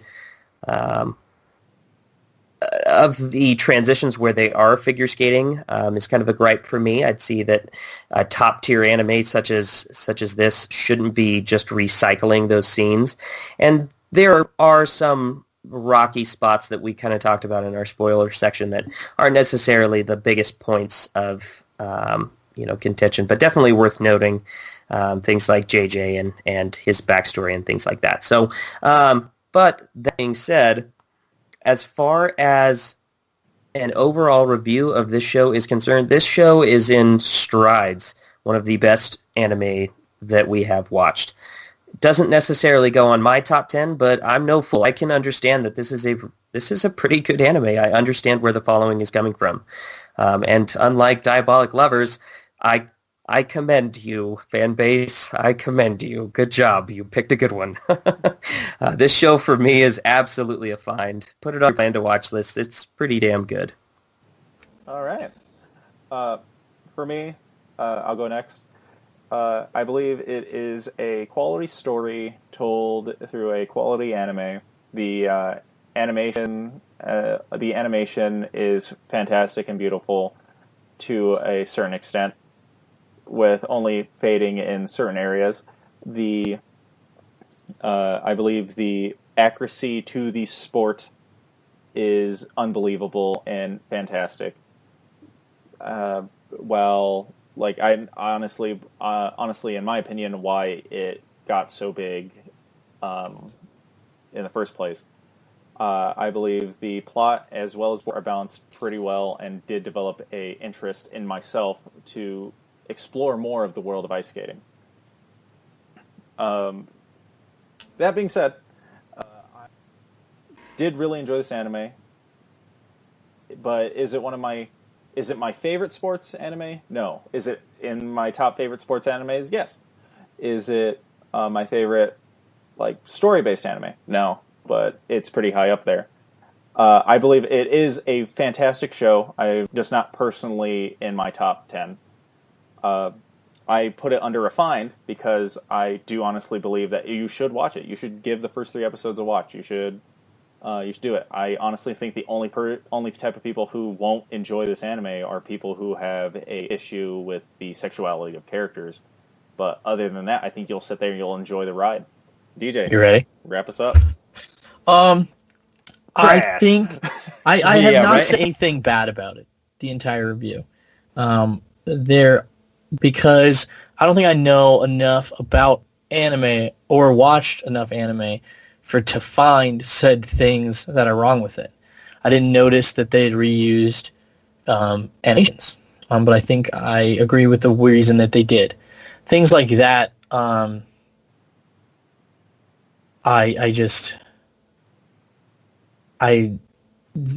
things that are bigger issues with it, I either don't agree with or I just didn't notice because I just don't watch enough anime. But I do consume a shitload of media and a shitload of storytelling, so I know a lot about that. And as far as the storytelling goes, this anime succeeds so well. It succeeds just as well as great novels succeed, great movies succeed, great games succeed, great TV shows succeed. It fucking nails it when it comes to storytelling. It doesn't rely on itself being a sports anime. It doesn't rely on itself being a love story. I think, a lot of people who've consumed a lot of media know that there's a reason that action movies never, are critically acclaimed. It's because a lot of action can take away from the storytelling. Similar with sports stuff, and the sports never takes away from the storytelling. They kill it in the story aspect. Kill it. I think this anime has levels of storytelling that if this were a movie, I think it would be for Oscar nod. I agree with Jake that the only reason that people wouldn't like this anime is because they have issues with the sexuality of the characters. It is really good. And I just think it there is problems that I've seen with almost every single anime that I've watched, and I bring them up constantly on the show as like the tropes of anime or the common problems of an anime. And even in my favorite ones, they all suffer from the same types of problems: filler episodes, trouble resolving arcs.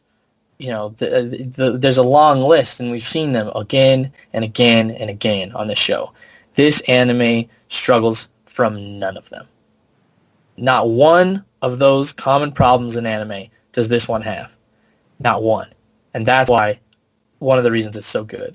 It transcends the genre in the fact that it does not struggle from the same problems that the genre has. And that is an incredibly rare thing in any genre to happen. And that's another reason why it impresses me so much. Even my favorite sitcom of all time is The Office, and it struggles with problems that sitcoms have. It doesn't do the same thing that this show does. And I think it's the greatest sitcom ever of all time. And it doesn't do the same thing that this show does. I mean, this show has the benefit of only having one season for it to judge on, but it's a damn good one. It's a damn good one. I think it's a point.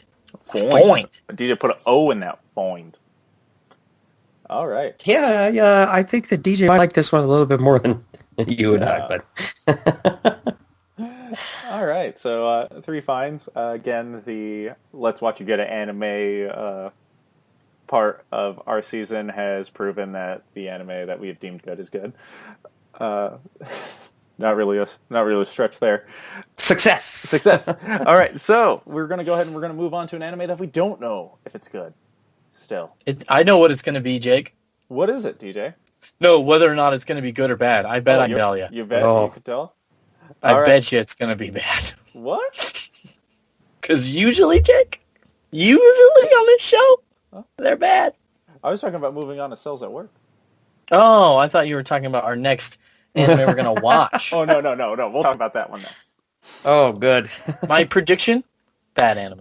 Turn in next episode to find out if I'm right.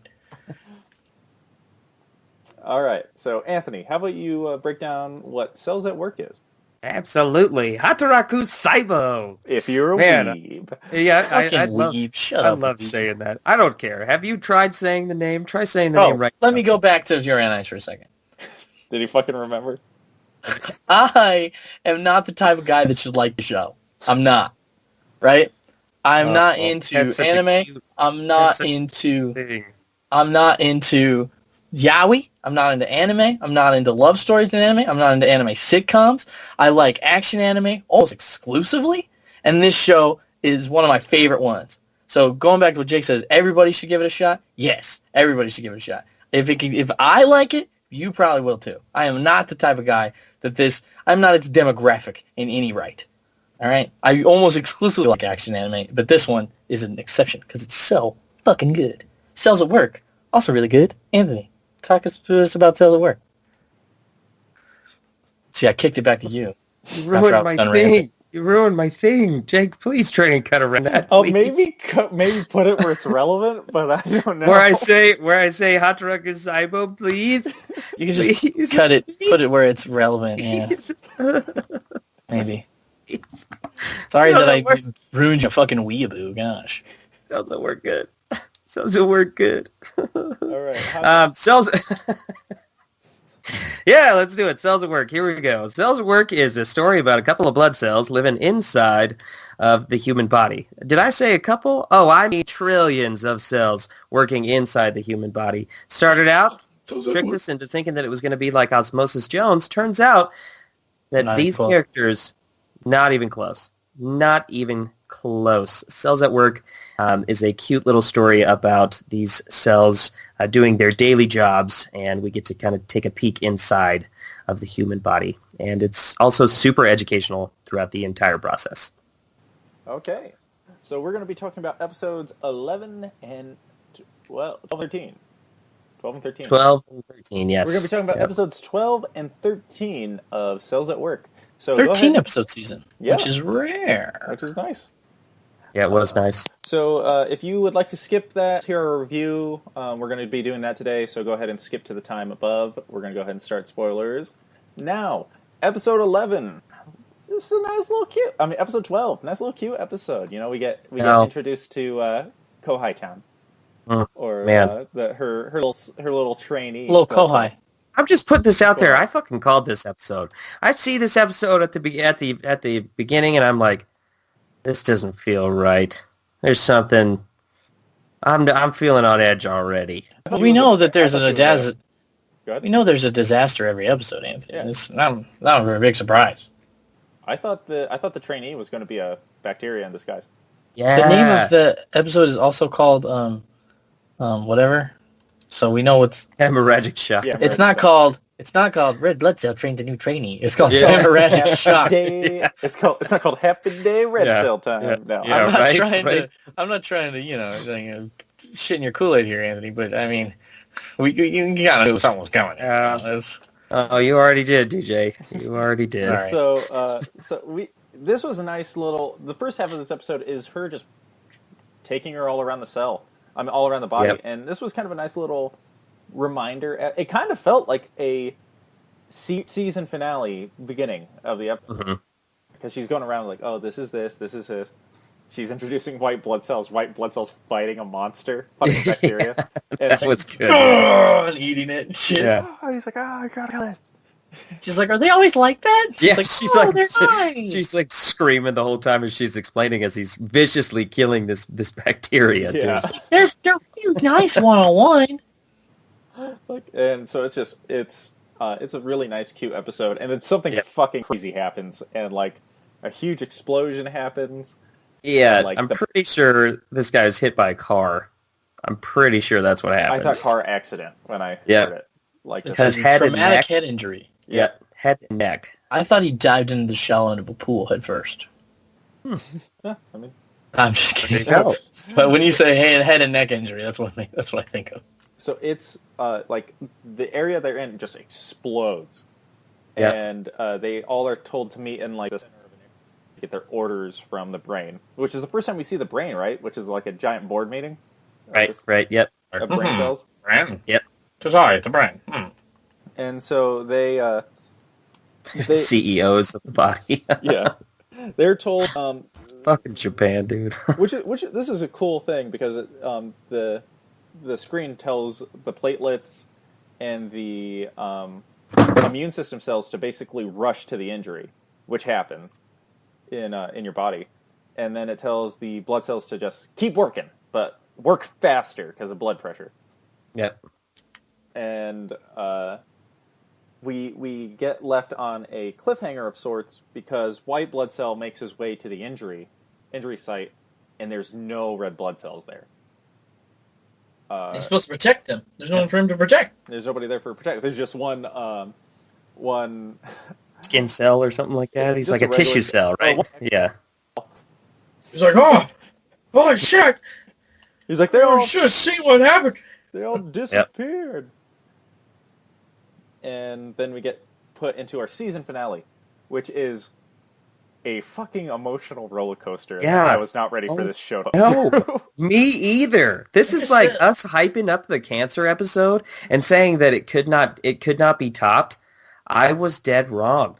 I was absolutely wrong, and I could not be happier. I've touted it before.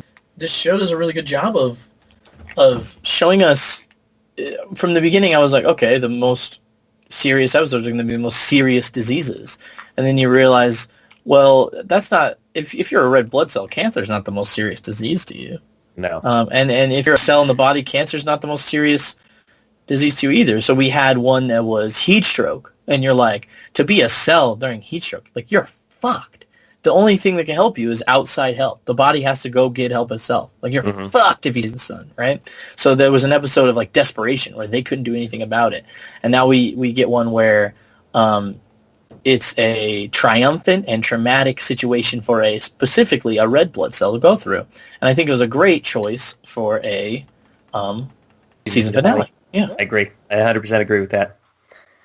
So we get red blood cell and her trainee basically running everywhere because the body does not have enough blood to distribute the oxygen. In fact, oxygen's building up. And so the body is getting colder, like it's starting to snow. Red blood cells carrying 2-3 oxygens at a time. And red blood cells just telling her trainee, it's like, we got to keep doing it. We got to keep doing it. This is our job. And her trainee just like, not even knee deep, like waist deep in snow, right? Yeah. Yep.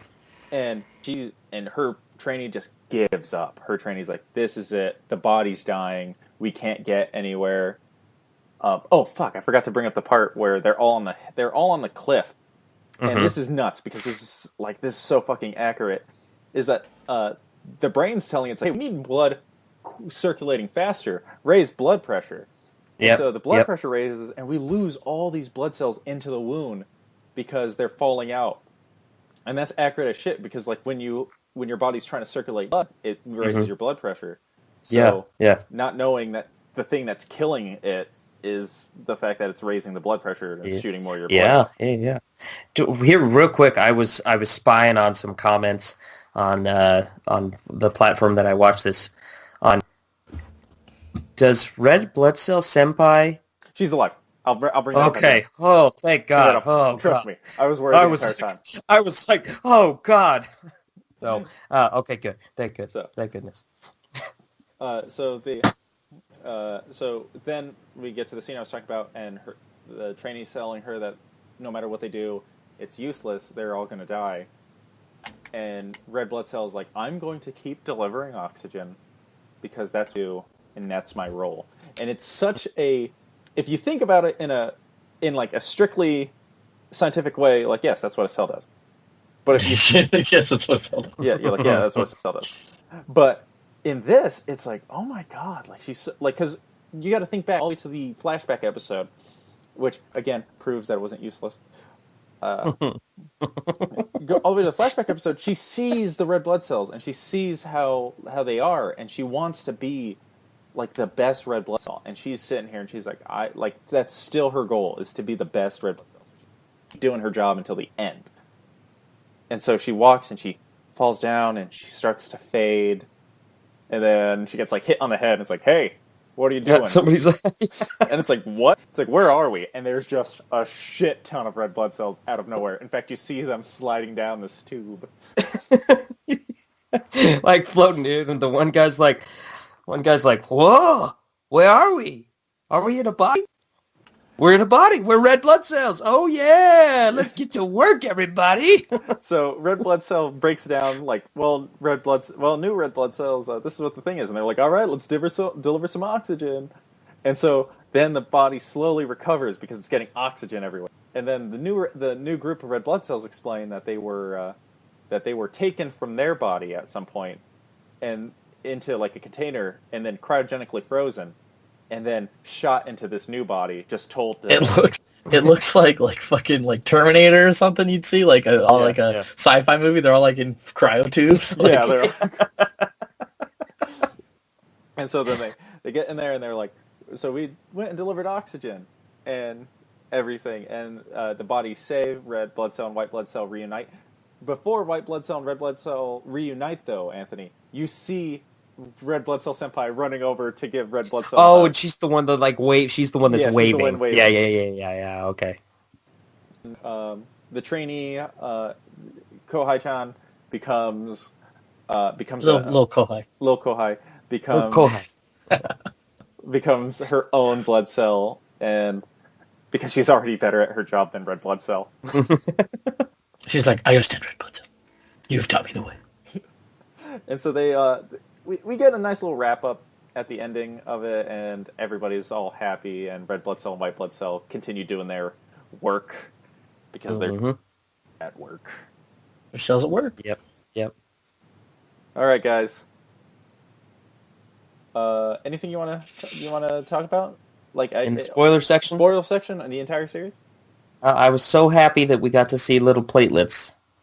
That every time they're on screen, they make me so happy.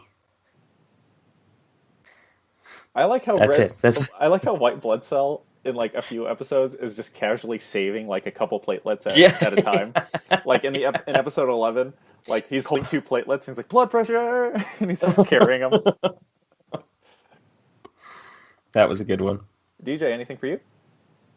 I think this episode continues a lot of the strengths that the show has. And I said earlier, I think it was a great topic for a season finale. We've had our main character the whole time, and if it were some crazy thing that she can't even help with, then it would be not as good as what they chose. I think they chose the perfect thing for a season finale. It's something that she has the most hand in out of I mean, it's a traumatic injury that you need your blood to be able to circulate correctly, and she's doing it. Yeah. I'll say this. It was not something I was expecting, like, at all. Mm-hmm. Like, I never expected a major, like, wound of some sort. Right. Like, in this entire show. Like DJ said, I constantly expected bacteria or diseases, and then it's like, oh, wait, no, fuck you. Remember, your body can just hit itself really fucking hard something and almost kill you. Yep. And so I'm like, true. So, and they showed it very well. It gets cold, and there's not a lot of circulation, and blood pressure, all that's all too. Gone. He's like, whoa, no, where are they? The oxygen, the cells that have no oxygen to breathe, they're like dying. The sense of urgency and despair, fucking palpable. Yep. I'm like, I agree. I'm sitting here, I'm just like, fuck, man, like, this is so fucking sad. Like, I almost thought that it would end that way. It would just end with red blood cell dying, or there being like a brand new, like, I don't know what I was thinking. Toy Story 3. I'm like, at that moment, my mind was thinking, what if it ended there? Though? What if it ended there? Yeah. Toy Legendary. Story 3, man. So, all right. So we're gonna go ahead and we'll get out of the spoiler section now. Welcome back. If you skipped the spoiler section of Cells at Work and are ready to hear our review, I already broke down what the review was for Yuri on Ice. So we're just gonna go ahead and jump right into it, and we'll go ahead and we'll start with DJ and we'll end with Anthony. This anime is really, really good overall. It has some weak episodes, and it I had some weeks off, so I watched a lot of it in a row, and I definitely noticed that some weeks of this anime were a lot weaker than others. I think it starts out slow, builds to a good point, and then weakens for a while, and then ends strong again. But overall, it's a good anime. There's things that, even though it has weak episodes, there's things that it consistently does really well. It has really, really funny, reoccurring jokes that never get old. I think that's really rare to see in anything that has reoccurring jokes over and over again. Usually you get tired of them, but these ones, they do them in different ways, and they always surprise you, and I think that's really funny. I think the art style is really cool, seeing how they decide to draw up the different cells, and I think it's really smart.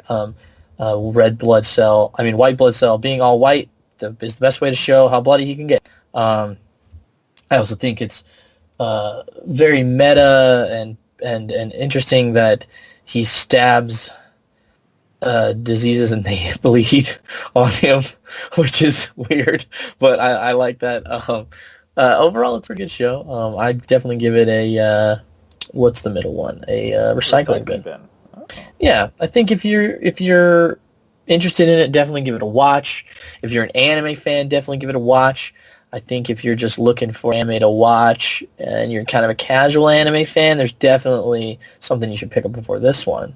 I wouldn't put it on a must-watch list, but I think anybody who watches it will have a good time with it. Okay. For me, while not the greatest anime I've ever seen, I would say it's probably the smartest anime I've ever seen. The fact that every episode leaves me with more knowledge than I went going into it is insane.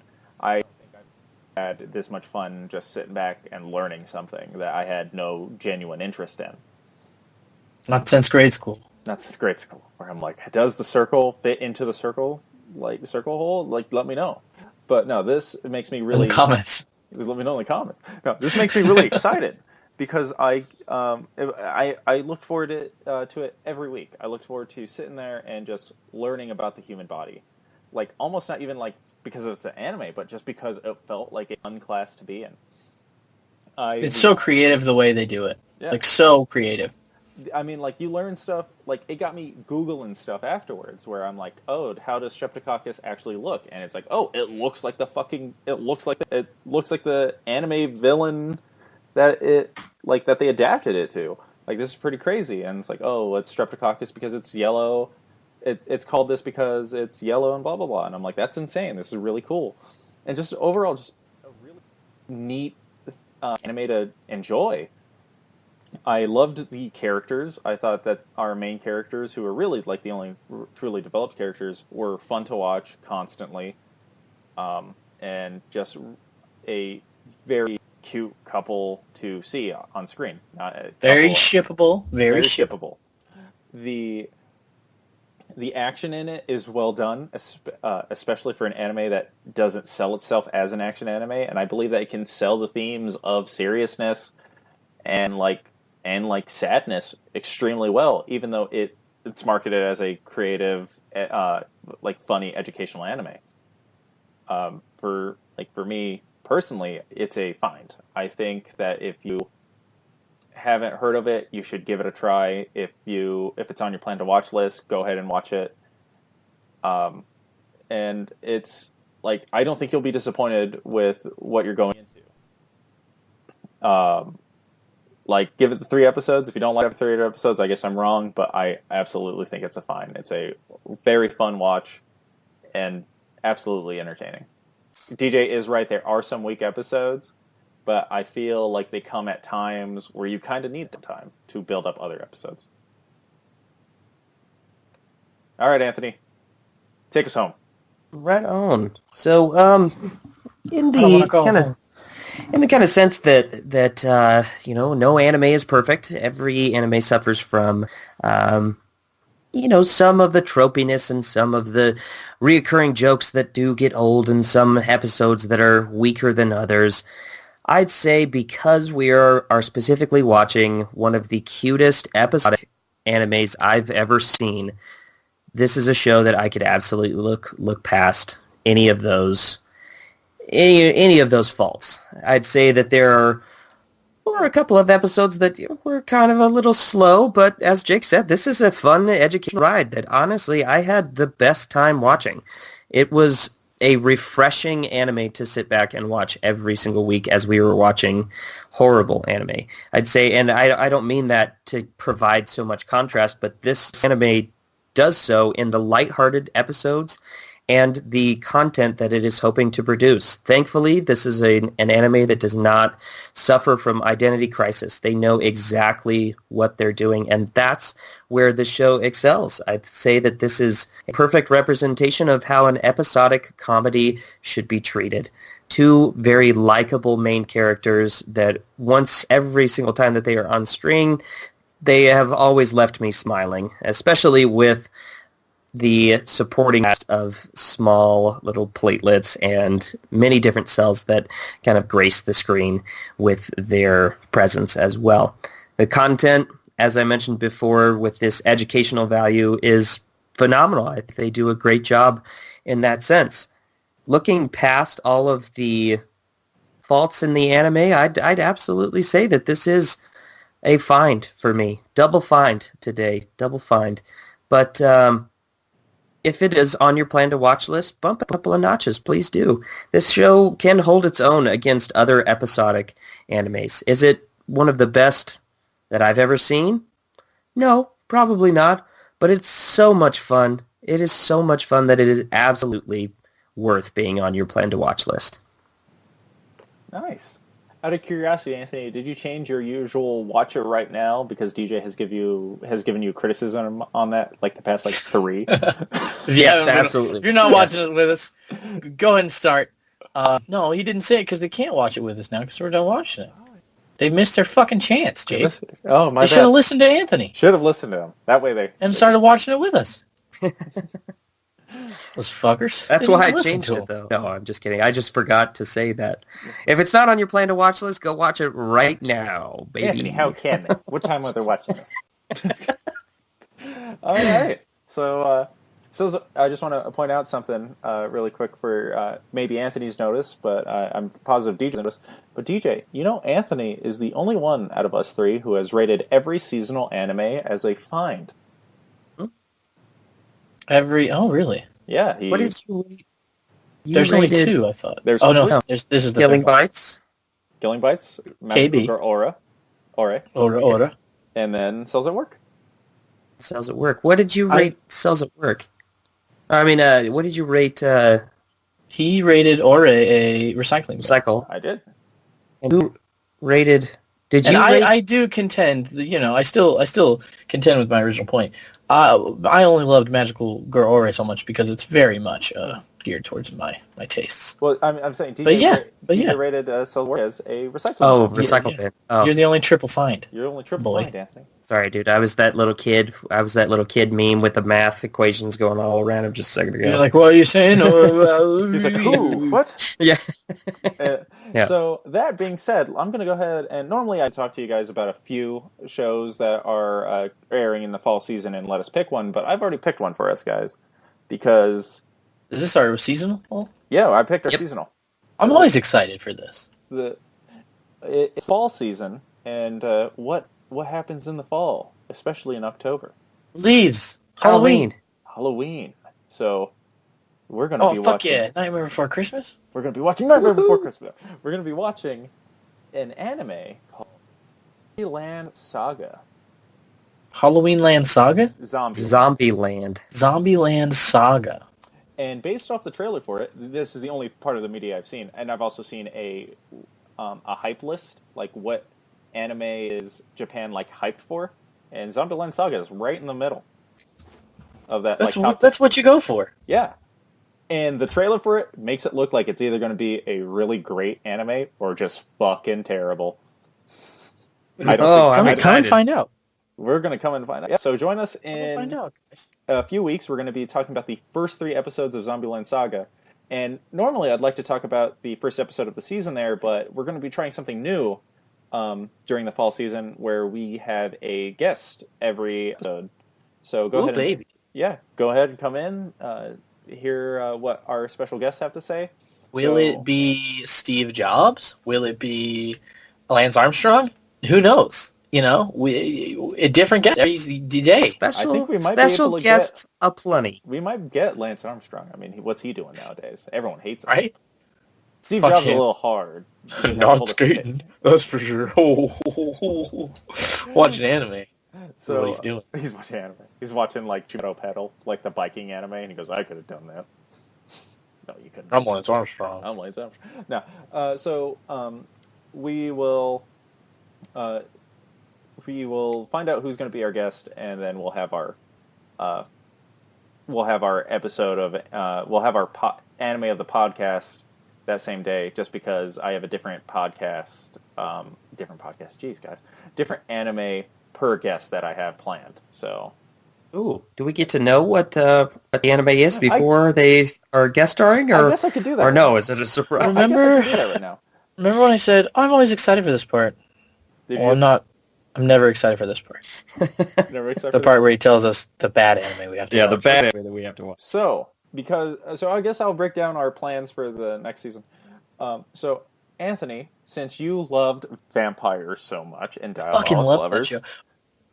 Anthony, you mentioned in your review that Cells at Work was a nice break from the bad animes that we were watching. Are you telling me that you liked Cells at Work more than Diabolical Lovers? Oh, 100%. That's no contest. so Anthony, since you loved Diabolical Lovers, we're going to be asking Kobe to come on to the podcast and join us for Bloody Wars. Not Diabolical Lovers Season 2. I'll spare you from that. I was gonna be fucking pissed. Diabolical Lovers Season 2. No, I'm Just gonna milking that big cow of hate. No, we're gonna bring Kobe on, and we're gonna watch Bloody Wars.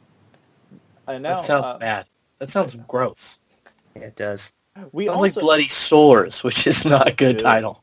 Then we also have the second half of Anime Ricochet, the podcast that Kobe is a co-host on, with the host Jeff, and we're gonna have Jeff Baby on. boy Jeffy Jeff. We're gonna have Jeff Jiffy on Jeff. to Jiffy Joe. talk about Chihaya Faru, which is a sports anime that isn't necessarily considered bad by like the anime community, but Jeff in his review of it fucking hated it. So I'm gonna make him rewatch it, and we're gonna talk about That's it. good. It's right in his wheelhouse. And then Jiffy Joe. Jiffy Jeff. Jiffy Jeffs. And then we have a very edgy anime, and I'm all about the edge. And we're going to be watching a anime called, oh my gosh, what is it called? It's just airing. Oh, That's a weird name for an anime. Damn it! good job, guys. Oh wow, you guys have the same joke. You guys are so cool. No. I believe it's called. Okay, I remember. So the anime, it's really edgy. I watched the first couple of episodes and I stopped, and I went, okay, I have to save this for when it's done airing, and we're going to watch it on the podcast. And this one's called Angels of Death. Ooh, nice. Oh, that sounds horrible. And my goal is to have our buddy Casey, aka Viking Lightning, on Twitch, come on and watch that with us. Case. Ooh. Big Daddy Case, we call him. Formerly known as Red Beard Guy. Big Daddy Case, we call him around here. And then because we'll have about I believe 12. We'll have about four episodes there. I felt bad about having Garrison on to watch Citrus. I heard that was good. Our fourth episode of the season is going to be our good episode, and so then I'll let Anthony pick our good anime, and hopefully we'll bring Garrison on for that. I already know which one we're going to watch. We're going to watch a place farther than the... Place further than universe? Yep. All right, so... Further than you, further than me, further than all that we could be. So we'll figure out what order those go in. My goal is to hopefully have Jeff on the first one, and so we'll start out with Chihaya Faru. That's my goal. Actually, wait, no, I forgot about Casey's schedule. Never mind. First goal is Angels of Death with Casey. Oh, that's what I get to watch next, huh? Oh, Angels of Death, huh? That's the goal. Sounds fucking great. And then Chihaya Faru with Jeff. That makes me think of Kobayashi Maru when I hear it. All right. Well, thank you so isn't- much for hanging out with us during our Yuri on Ice and Cells at Work podcast. If you like what we do here and enjoy our stuff, please like this video and subscribe for more bad anime podcasts. And for more daddy, also. More daddy. For more jokes. And for more jokes. And if you like us even more than to just be able to subscribe, we have our personal Twitters down below. We could be IRL friends. If you follow me, I'll blow you. You I can won't quote do me on that. that. Is that a promise won't or do a that. threat? You can quote me on that. Both. It's Someone's like, promise or a threat, you mother. someone's Get like, your I pants down. was gonna follow DJ, but then he threatened to blow me. All right. Anything else you guys want to say? Okay, if you don't want the blowjob, I won't blow you. No, I mean, consent is key, so that's nice. It's important, guys. Anthony, how about you? Oh, it's hard to follow. Consent is key. So have a good night, everybody. Dun, dun, dun, dun.